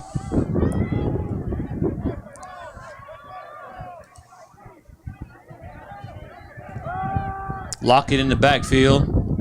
Foster going deep again. They're trying Quinn Bingham. Bingham answers the call. Pass falls incomplete. Brings up 4th down for the Tigers. That's just street ball. I don't know what route he's running. It's not a 9 route or a go route. It's kind of just, hey, run down by that car, and I'm going to throw it to you by the mailbox. Yeah, they're either thinking he can outrun Quinn or he can out-jump him for a jump ball. But Quinn's been there every time, been in his hip pocket. I don't know if he can outrun Quinn. We just saw earlier Quinn can run. They've had trouble with the snaps. So there's a flag on the play. Looks like it's going to be a false start. Now, Silsbee played 2 games, or have they played? Is that right, Jay? False start's called against the Tigers on the punt. I think this is actually their second game. Yeah. The first game was called due to lightning, That's I believe. Right. That's right. And when you play in Southeast Texas, weather is always an issue. So the Tigers line up to do it again. Punt goes high. Punter jumps up there and gets it and gets the kicker away. He's done that a couple of times tonight. Bad snaps that he's been able to do something good with them for his team. He may get MVP before this one's over for Silsbee. He's doing great. You know the punts like that, what the deep back yells, most teams use the word Peter. Peter, Peter, Peter. That means get away from the ball. I'll let you use your imagination on why they say that. But that's kind of the universal. If you get an interception, it's Oski. Was that y'all's in Spring Hill? I don't remember what we said. We always just caught the ball. And Oski's been used at Pleasant Grove for a while. Yeah. Pleasant Grove has the ball at the 25-yard line. It's a handoff to Ahmad Hicks around the right side. He makes a good gain for Pleasant Grove.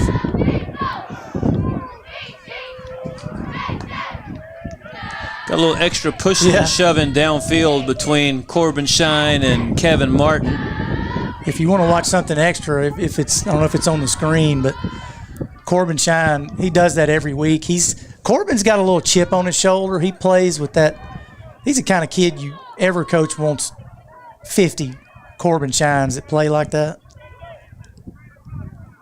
Keep blocking. 2nd down and 2 for the Grove. Woodside hands off to Hicks once again. He's met at the line of scrimmage. Let's see if they give him progress or not.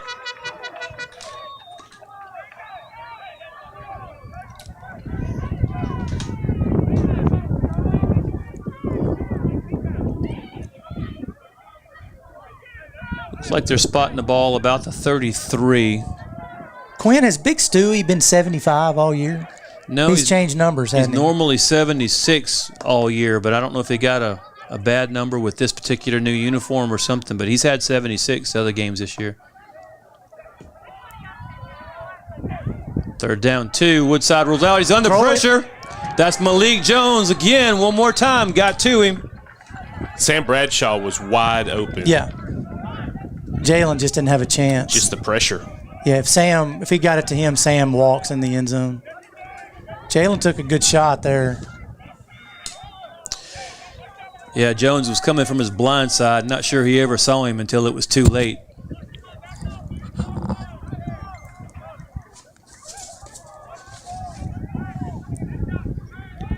Draylon Miller's back to receive the punt for the Tigers. It's a high punt. Oh, it takes a bad bounce for the Hawks. It's down to about the 47-yard line. They look like Morgan's sand wedge. I had a little bit more spin on mine. Sucked it back. I wish I could get mine to spin like that. What do you think you would shoot on the U.S. Open course they're playing now? You wouldn't break 100. I don't care. Oh, I'd shoot mid-80s for sure. I'm just joking. A 10 handicap golfer would shoot 120. So I'd definitely beat that. I have trouble breaking 80 at TCC. Little golf reference there for you, Quinn. So Silsbee comes out to answer the bell this time. Let's see if they can get the momentum back on their side. Ball is at the 42-yard line. Foster's under center. Looking deep once again. He's got a man open in the middle, but it is picked off. Is that Quinn Bingham? That is Quinn Bingham. That is Quinn Bingham. Takes the ball back down to the 20-yard line. They kept testing the young man, and he answered the bell.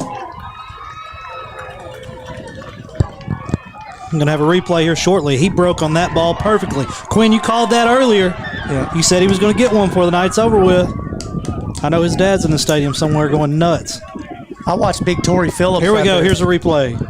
Watch the way he breaks on this ball. He's going to come to your screen right when the ball gets there. Breaks right in front of it. That is a high IQ football player right there. Great catch. High pointed. Yep, got it at the high point. Exactly how it was supposed to happen. Big Tory downfield blocking. So Bingham brought the ball back to the 19-yard line. Hawks start this drive inside the red zone.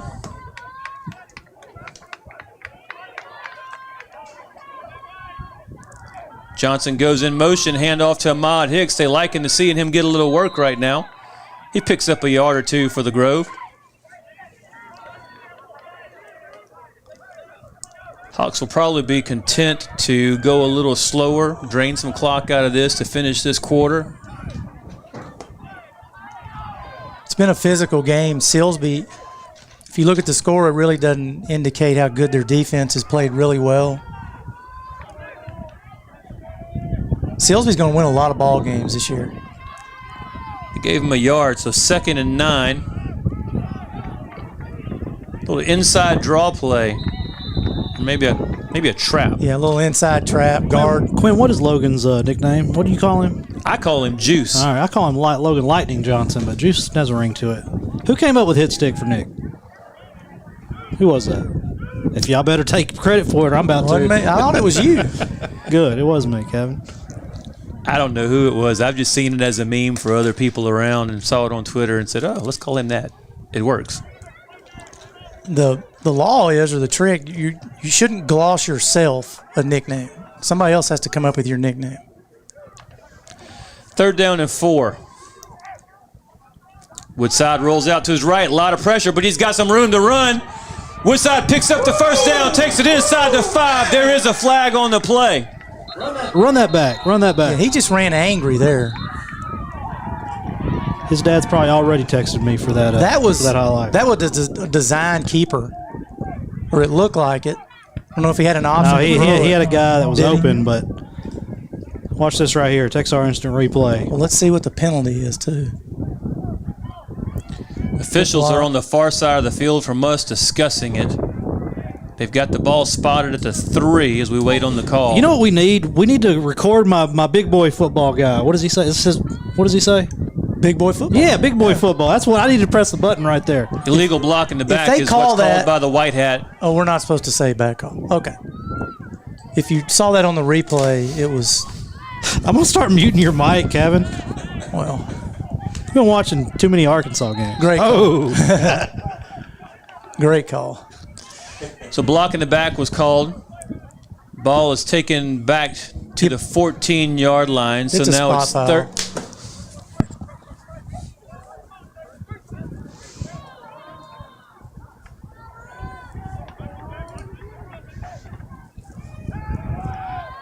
Woodside's looking to the end zone again. Tried to find Landon Jackson. Ball falls incomplete.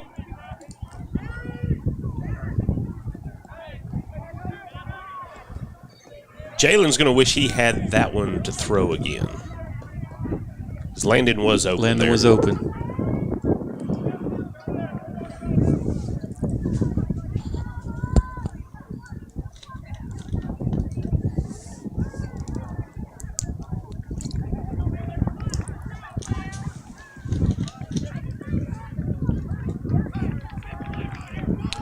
So there's 0.8 seconds left in the quarter right now. 4th down and 4. Woodside rolls to his left. Finds his receiver. I believe that's Hayden Kohler inside the 5-yard line. He picks up the first down. So we'll flip sides of the field to begin the 4th quarter with the Hawks beginning this part of their drive inside the 5. We'll take a quick commercial break and be right back. Silsbee 7. It's the best quarter Jalen's had this year.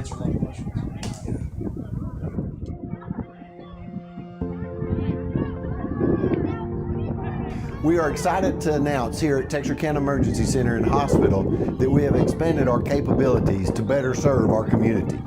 As a hospital, we have the capability for inpatient services.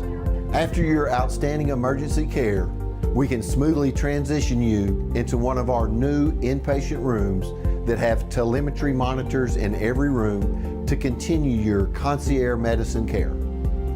While our patients continue receiving their care in their inpatient suites, we also make sure that your loved ones are taken care of with our outstanding facilities. Our added services include a procedure room and also the capability of MRIs. With our imaging, we are able to offer outpatient, inpatient, and emergency room, MRI, CT, ultrasound, and X-ray. We are honored by your support and look forward to serving all your future medical needs.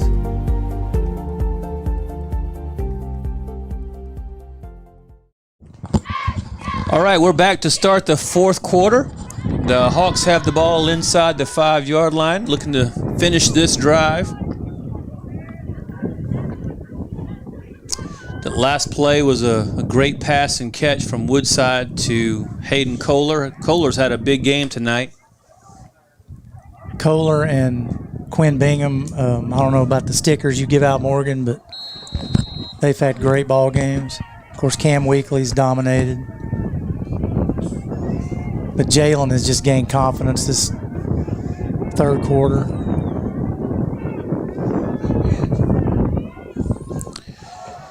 Woodside brings him to the line of scrimmage. Johnson goes in motion. Woodside keeps it, easily walks into the end zone right up the middle. Jalen Woodside with the score. Was that a design play the way they paused right there? I like that. It looked like a QB draw. Brand new. I hadn't seen that in the Hawks arsenal. I've never seen that play. It was wide open. Nobody touched it. Here we go. Watch it. Here we go. Look at him. Oh. Nice call there, Coach Gibson. Jalen's having a breakout night here. That looked like Stewie with a real good block opening up the middle for him. Enrique Rios' point after is good. So we are 4 seconds into the fourth quarter, and the Hawks put another score on the board. Pleasant Grove 33, Silsbee Tigers 7.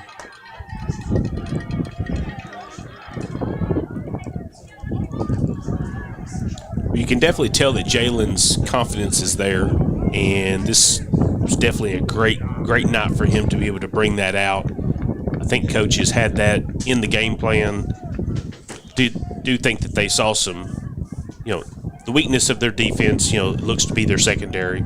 Malik Jones and Aiden Bell definitely are a force. Those guys are legit for sure. I'm looking at scores here of interest. Gilmer is stormed back. They only trailed Lindale by 1 point. They were down, 35-14 not too long ago. If I'm not mistaken, that's kind of what Gilmer did last week as well. They were in a real close game for a long time, and then they came back. And they're playing. Lindale's, 2 classifications up? They dropped down this year. They're 4A big school, Division I.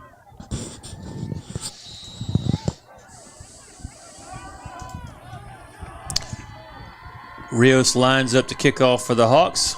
A little pooch kick. It is caught this time. Nice run. It might be number 2 again. Yep, number 2 for the Tigers. Kevin Martin brings the ball back to the 45-yard line where Silsbee will begin this drive. One of the fun things about Pleasant Grove throwing the ball tonight is when you think about in 2 weeks we got to play Carthage. Well, the Carthage coaches are here scouting, and so that gives them just something else you got to think about if you think we're one-dimensional and can't throw it. Well, yeah, we can. I think a lot of people were waiting to see what Jalen can do. This should silence a lot of that.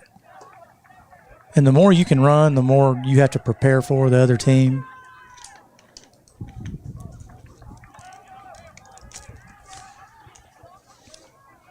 It's a new quarterback in the game. Let me catch that number for you. That's number 16, Mason Brisbane at quarterback right now. Seems like Torrey's on every tackle. Torrey was on that tackle. He just stuck his big arm out. A little clothesline.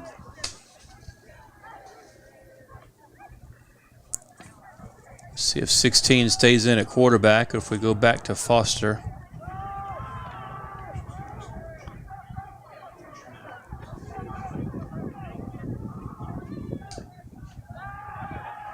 Going deep once again. Got a step, drops the ball. That time they're through on Galvan's side. Receiver had a step. Looked like he just dropped it, Quinn. I can't see that number. Is that 26? I believe so. Or number 11. That was Raymond Balltrip. Looked like when he was running his route, he kind of ran out a little bit at one speed, and then he kicked it into a different gear.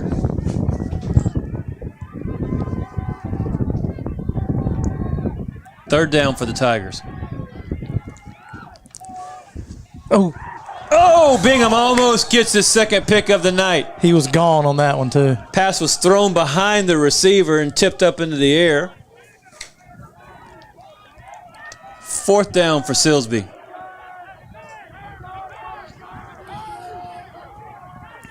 I think I'm going to make a meme out of that. Just right on the tips of his fingers. Almost there.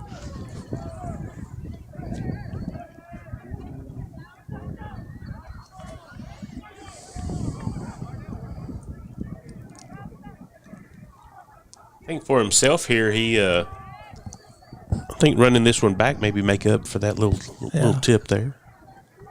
Gets a good punt away. So impressed with their kicking game. Takes a Pleasant Grove bounce to the 29-yard line where the Hawks will take over with 10:51 left in the game.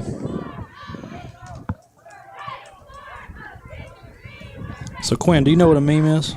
I do. How about you, Kevin? I do. I'm not that old. First time you saw it, did you call it a what? Did you A say? meme? Did you say, well, what's a meme? Sure. I did not. I had teenagers in my house. They helped me with that stuff. My dad asked me what it was one time. I said, what's a meme? He also he won't call it an Escalade. He calls it an Escalade. All right, Dad. Right, so first down for the Hawks at 29-yard line. Ahmad Hicks is the lone back in the backfield. Johnson goes in motion. The give is to Hicks up the middle. He gets a yard, moves the sticks to the 30. Second down and 9. Of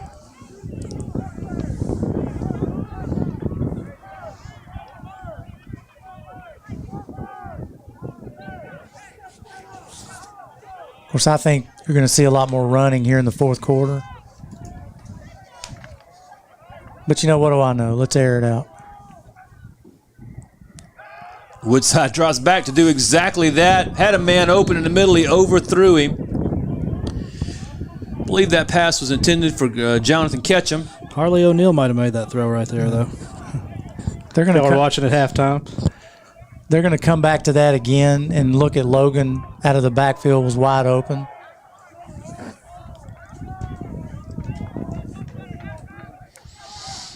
I'm good with Jalen going after the home run. Yeah.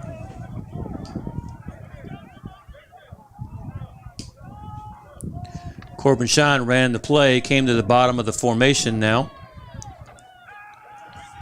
Woodside's got Sam Bradshaw open. Oh, what a move by Sam Bradshaw! That's a highlight play for number 5, the first-year varsity football player. Let's see it. Did I say we'd come back to that play? No, you said I said I don't think we can throw the ball right there. What do I know? Great move by Sam. Replay's coming shortly. That's a little point guard in Sam. There we go. Right Look at here, Quinn. Sam's got great throw. feet. Always has. Love that move. Woo! See ya. That's going to be a. Hold on. You'll see that in our top 5 this week. Woodside's looking to pass again. Oh, he's got a man open. Sam didn't finish running the route that time. Yeah, keep Just running, keep Sam. running. It would have been there. Have we switched to a spread offense second half? Is this what an air raid looks like, Jay? Well, we're getting there. I like what we're seeing. Out of the wing tee, this has got to be an air raid night. There's talk around town, is Pleasant Grove going to move to the spread with Jalen next year and the freshman quarterback Akari that's a freshman coming up? So, hey, we'll just have to wait and see.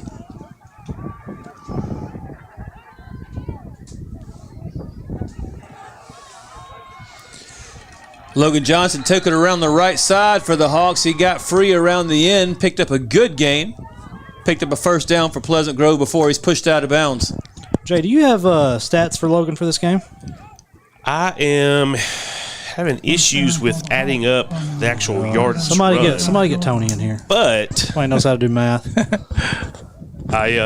Logan's got 9 rushes so far, but Ahmad Hicks is actually leading the team with 11. Shout out. So the ball's at the 35-yard line. First down for Pleasant Grove. Just sent in a new offensive lineman for tonight. Number 70, Chase McClure, enters the game. It's a handoff to, is that Logan? It was Logan. That was Logan. Logan with the little trap play up the middle. Okay, the Hawks' big offensive line is starting to wear on the Silsbee D line, and that's what you want here in the fourth quarter. Pleasant Grove's much bigger than they are.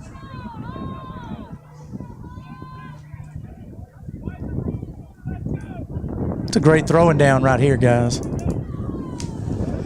Second down and 3 for the Grove. Johnson in motion. Woodside's rolling out, looking for somebody. Wanted to find Landon Jackson, but he wasn't open. Good decision by Jalen. They weren't open. Lived to play another one. Well, I don't think that was Landon Jackson. Let me see who that was. That was number 11, Jaden Parker, but it's the route that Landon scored on last week. But he wasn't open. It was the right move to not throw it.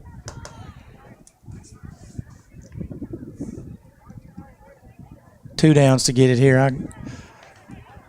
I'm going to bet they're going to throw it again. Hawks have guys running on the field and off the field. Not sure what they're doing. Here we go. Kohler's in, so that makes me think we're going to have that little. Woodside hands it off to Ahmad Hicks. Looks like he picks up the Pleasant Grove first down. This is Dr. Matt Young with another Hawk first down. Hawks have the ball at the 29-yard line with 7 minutes and 45 seconds left in the ball game. First down.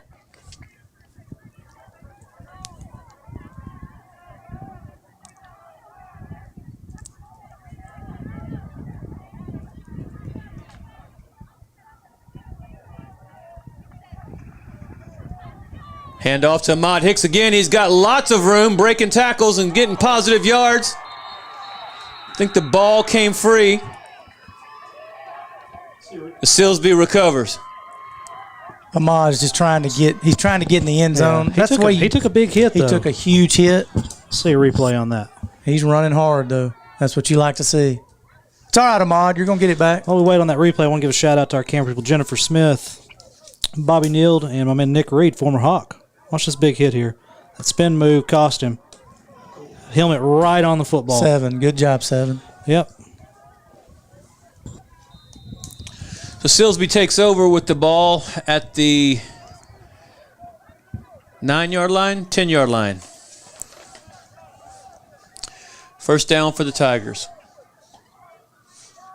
Quarterback hands off to Jones. He's got lots of room.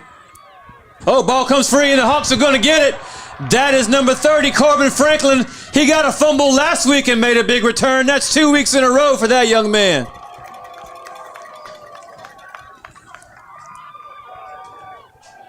I heard somebody yell big boy football. Did y'all hear that? I heard it too. I don't know if he's here. Let's check our Texar instant replay here. Let's see who caused it. Quinn Bingham slaps at it. Looks like my man Nick Martin caused it. Shocker. Might give him a forced fumble. That's 2 weeks in a row with a big scoop for Corbin Franklin. Hey, right place, right time. So the Hawks gave the ball up on a fumble, then they get it back on a fumble. And so we are now at the 37-yard line. First down with 7 minutes and 4 seconds left to go in the game.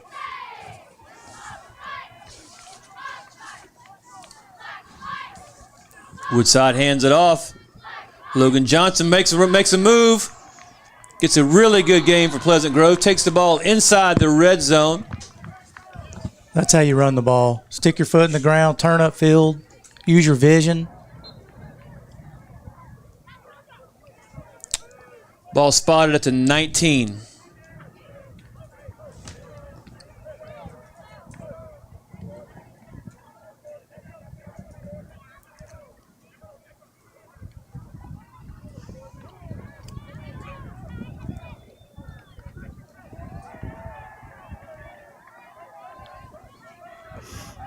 Woodside's moving his guys around. That's Logan Johnson's got the edge. He's got room on the outside. Logan Johnson takes it in for the score. Wow, that was a late. Real late. Okay. Multiple flags on the play after the tackle made by Silsbee. Logan Lightning Johnson. He is leading Texas County Game Day's fantasy points for all positions. Look at the replay here. Great block by Alex Murphy right there. Landon gets a block. Logan turns it on. Nice move, cutting back. Getting into the end zone, and frustration takes over right there. Enrique Rios for the point after. Yeah, Hawks have some work to do on the deep snapping and holding. We have another flag Another flag on the play.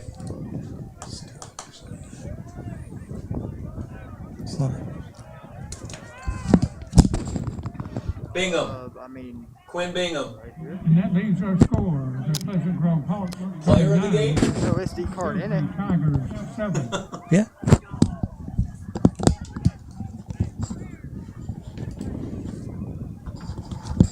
He's wondering if Quinn's the player of the game.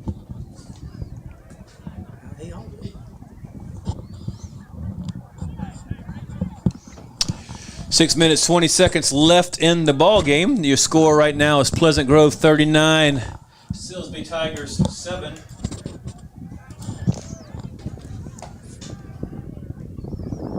Just looking to my left at this beautiful jumbotron that Carthage has, I think that Morgan Smith and Game Day should pony up and build the Hawks one. Morgan, let me come off on mute here and tell you I do not have the funds for that. I think you can probably get one like that for, I don't know, $850. Yeah, well, you better talk to the man to your right. It would look good with a State Bank logo on the bottom of it would look very them. good with State Bank logo. Jay's picture. And you know on what? it. Since they already sponsor, they can just put our logo right below theirs. Oh. Yeah, PGT. It'd be a great partnership, Jay. You'd get that at the next board meeting. We can look into that. I know. Or, we can just have Jay's precinct. What is it, precinct, Jay? Yeah, Ward 6. Ward 6? Pay for it. I think I'd be in jail if I could come up with $850,000 after being elected for about 6 months.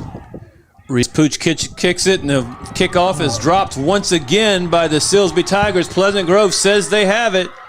Jay, it'd probably get you We're waiting on the reelected. official signal right now. And there it is. Pleasant Grove recovers the fumble.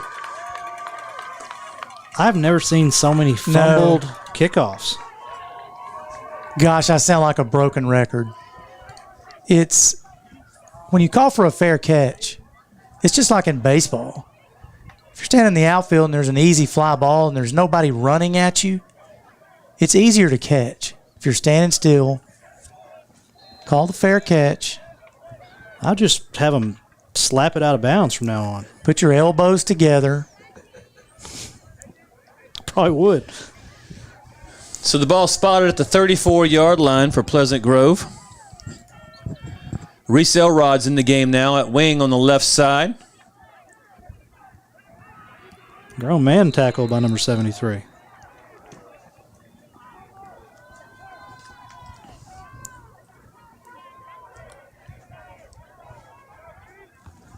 That was Ahmad Hicks on the carry. It's a good thing when you can do that. Somebody's got a fumble in the game. Keep feeding them the ball.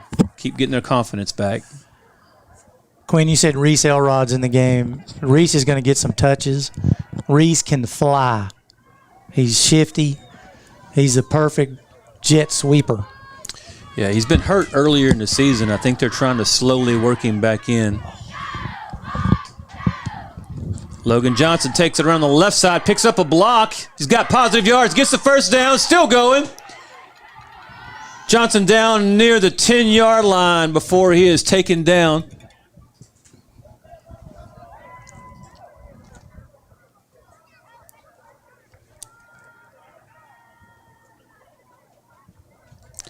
That play at first didn't look like he was going to get the edge, and then all of a sudden he did. I've been impressed with Logan this half. He's ran with authority, and that's what we talked about coming up here, Quinn, is Logan is so fast. If he decides to put his foot in the ground and run over somebody, that's when we're going to have a great back. Woodside kept it. Student body went right. Woodside went left with it.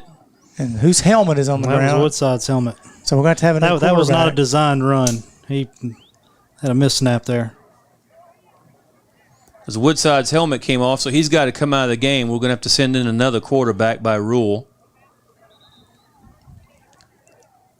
Or you can call a timeout. Yeah, or call a timeout. Let's take a quick commercial break. We'll be right back.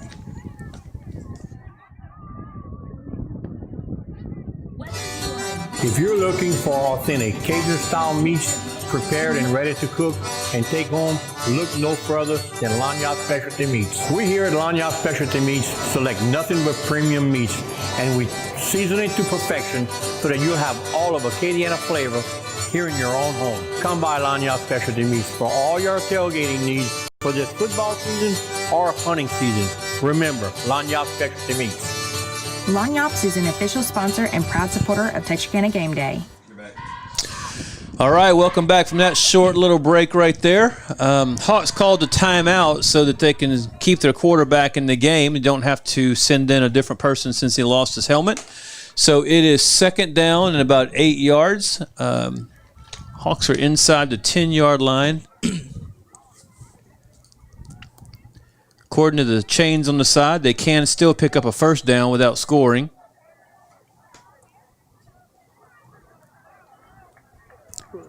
Woodside gives it to Logan Johnson. Logan's around the right side going in for another score. Logan Johnson gets his second score for the evening.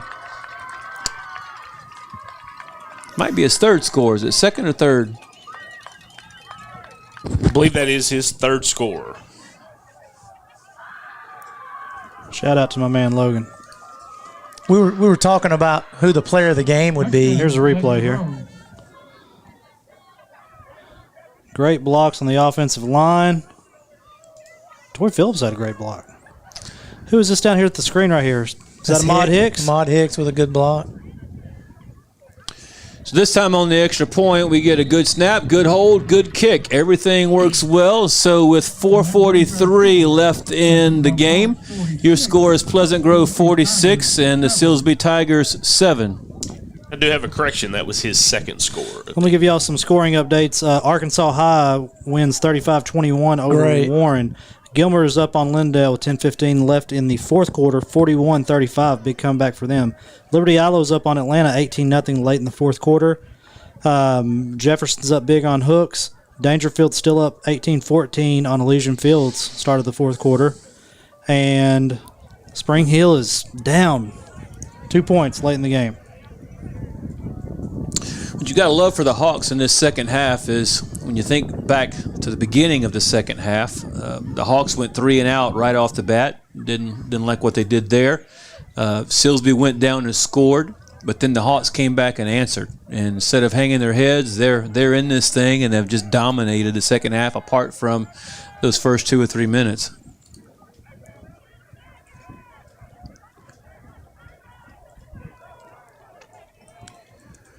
All right, so we line up to kick off now, and we'll see how these Silsbee Tigers, if they do anything different on the kickoff. There have been multiple fumbles on kickoffs this evening.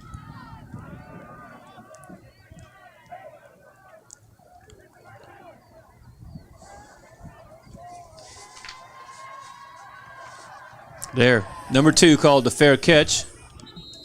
Thank you. But number 2 didn't catch it. Let's see if we can get a number on who actually caught it. Number 11, that was Craig Moffitt, number 11.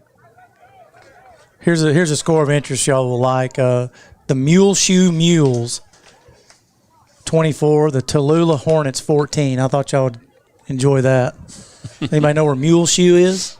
Probably South Texas or No, West Texas? it is almost in Colorado. Oh. Well, I was assuming you were talking about Texas. If I was just guessing. Got a couple of subs in for the Hawks. I see number 27, Jonah Bates, is in on the defensive line.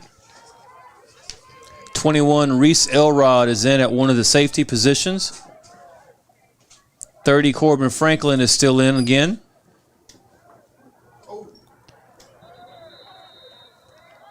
Gage Stivers on the tackle. Gage is one of those kids, if the coach tries to take him out, he may want to start a little fight. He loves football. You can just tell by the way he plays. He loves being out there. Different man at nose for the Hawks this time, number 77, McKyron Whitaker. Good to see some young guys get some time.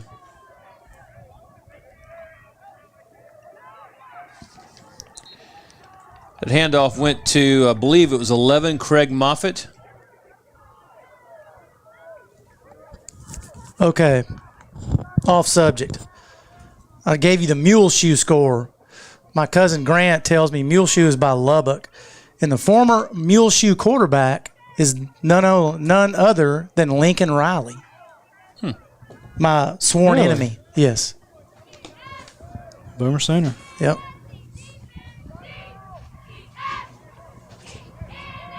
Quarterback drops back to pass. He's got his man. Big gain for the Silsbee Tigers. Hey, and they don't trust me. Clint Fuller, the DC for the Hawks, he does not want to give up a score.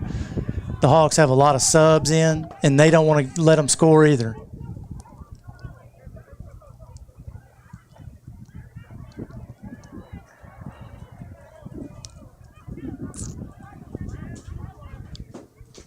Silsbee still going with a different quarterback. Not sure if the starter Foster is hurt or if they just made a change.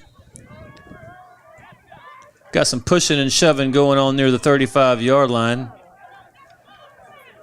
Officials let them get away with it. No flags thrown for either team. One official did walk over and have a conversation with a young man, but no flags thrown. Hey, there's some backups, but they're playing hard. Hey, they don't want to get shoved around either.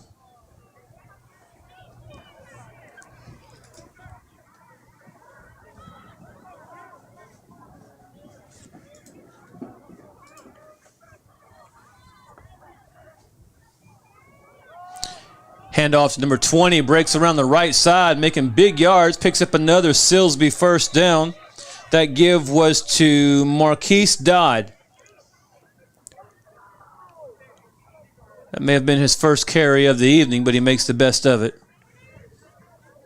First and 10 for the Tigers. Ball's at the 45-yard line, first down for Silsbee.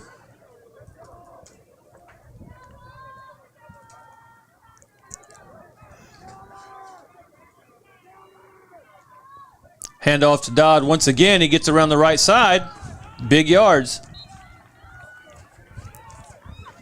Gets 8 or 9. Second down.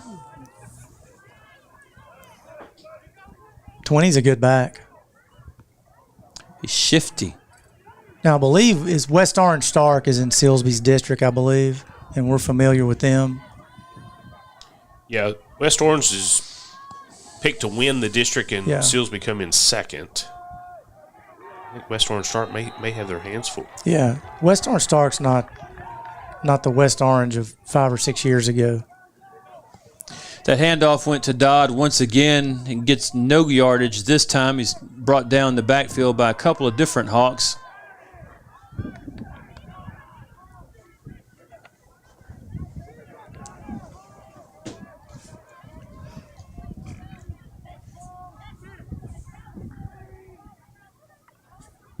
Handoff to Dodd again. Oh, goodness.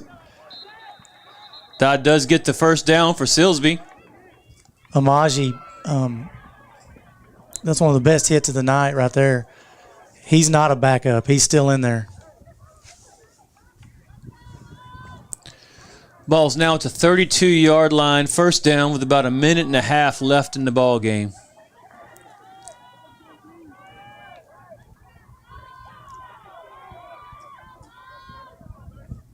Quarterback draws back to pass. Ryan Galvan in position. Touchdown. That's just a heck of a throw. Galvan was in good position there. Good throw. I said Ryan Galvan. I should have said Alex Galvan. Touchdown Silsbee with a minute 21 left on the clock. They've run that play, 37 times, and twice it's worked. So I don't know.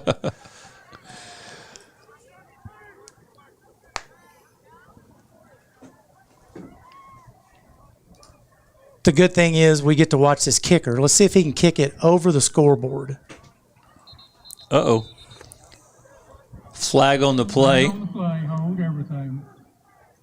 Hawks defense jumped, went through the line of scrimmage.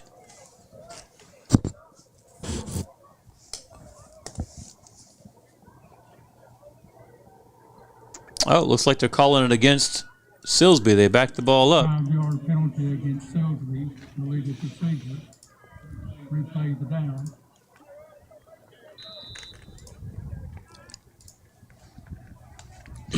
That distance won't be any difficulty at all for this kicker, though. He's got a really good leg. He'll kick it in lane 5 instead. Well, lane 1. The point after is good for the Silsbee Tigers. A minute 21 left in the game, and the score is Pleasant Grove Hawks 46, Silsbee Tigers 14. Reminder again, if you're watching us on YouTube but you've not subscribed to Texarkana Game Day, make sure you do that this evening so that you can find the game easier and you can share the link with other people so they can subscribe. We can get people watching these games from all over the world, not just right here in our area. Yeah, we have a service member watching from Kuwait. Thank you for your service. So shout out. Thanks for watching. For sure. I want to give, since Morgan's the king of shout outs, I'm going to give one. The original Snake, David Oliver, the first quarterback in Pleasant Grove history, is watching from his home in Dallas. Says he's watching on his iPad, having some refreshments. Tell him put us on the big screen. He's got a big screen.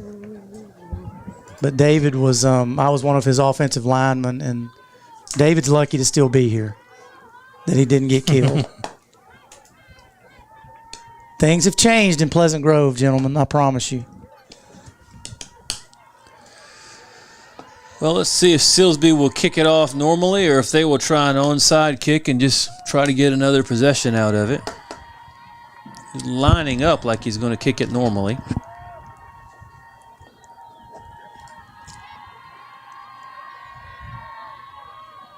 Squib kick down the middle.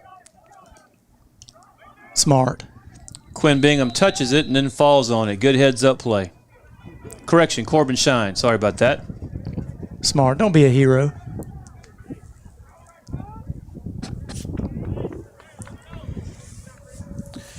So Hawks will begin this final possession at the 20-yard line.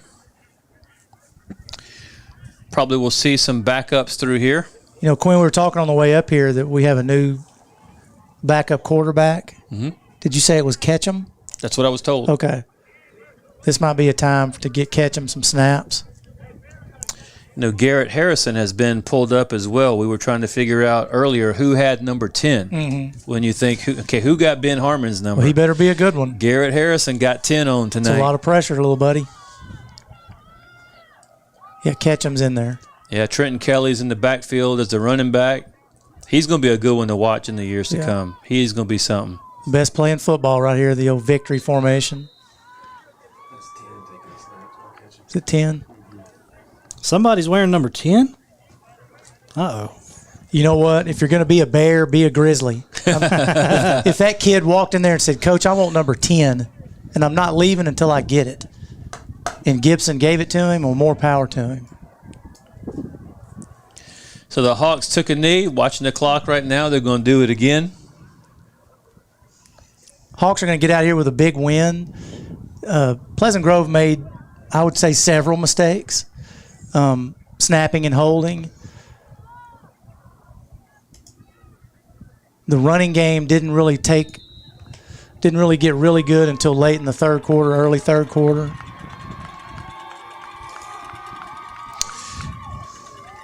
So that'll be the ball game. The Hawks will just let the clock run out. Teams are lining up to shake hands right now. So final score, Pleasant Grove Hawks 46, Silsbee Tigers 14. We appreciate you getting online tonight and watching with us and hope you will do it again in about 2 weeks. We look forward to being with you when Pleasant Grove plays Carthage.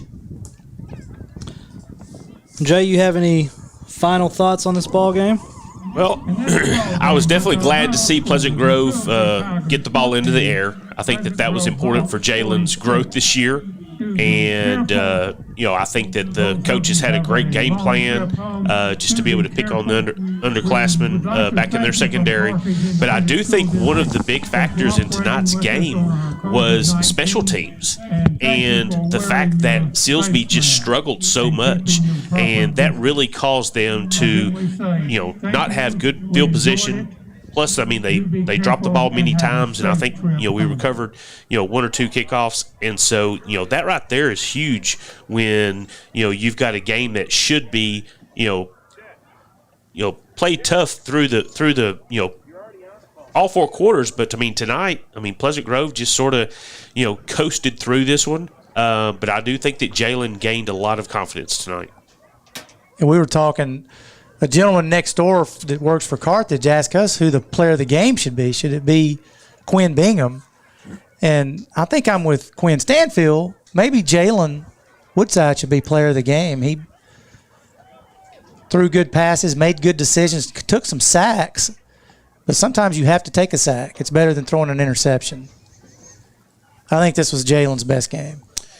Yeah, I think just across the board, this is kind of a growth game for the whole team. A lot of confidence. There was a little swagger in them where they you can't pick up momentum from the crowd or from the bands or anything like that. You just got to show up and play the ball game, do your job because it's what you're supposed to do.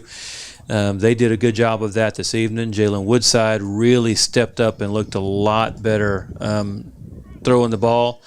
Looked really good throwing the ball on the move where he had some options. He had a good run where he was close to a touchdown. There ended up being a penalty on it, but personally he had a really good run out of that. That was good to see. Good hands out of some receivers tonight, making big plays, catch them. Had a great game this evening. So a lot of growth just across the board.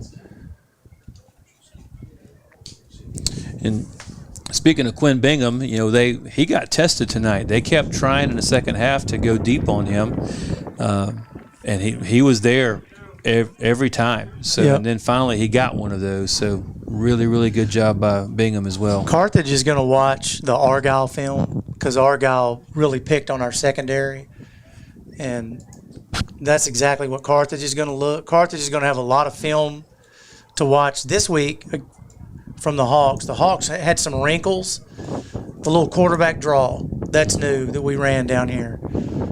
We ran a couple of little out routes with the backs that are new. The defense playing the deep safety is new.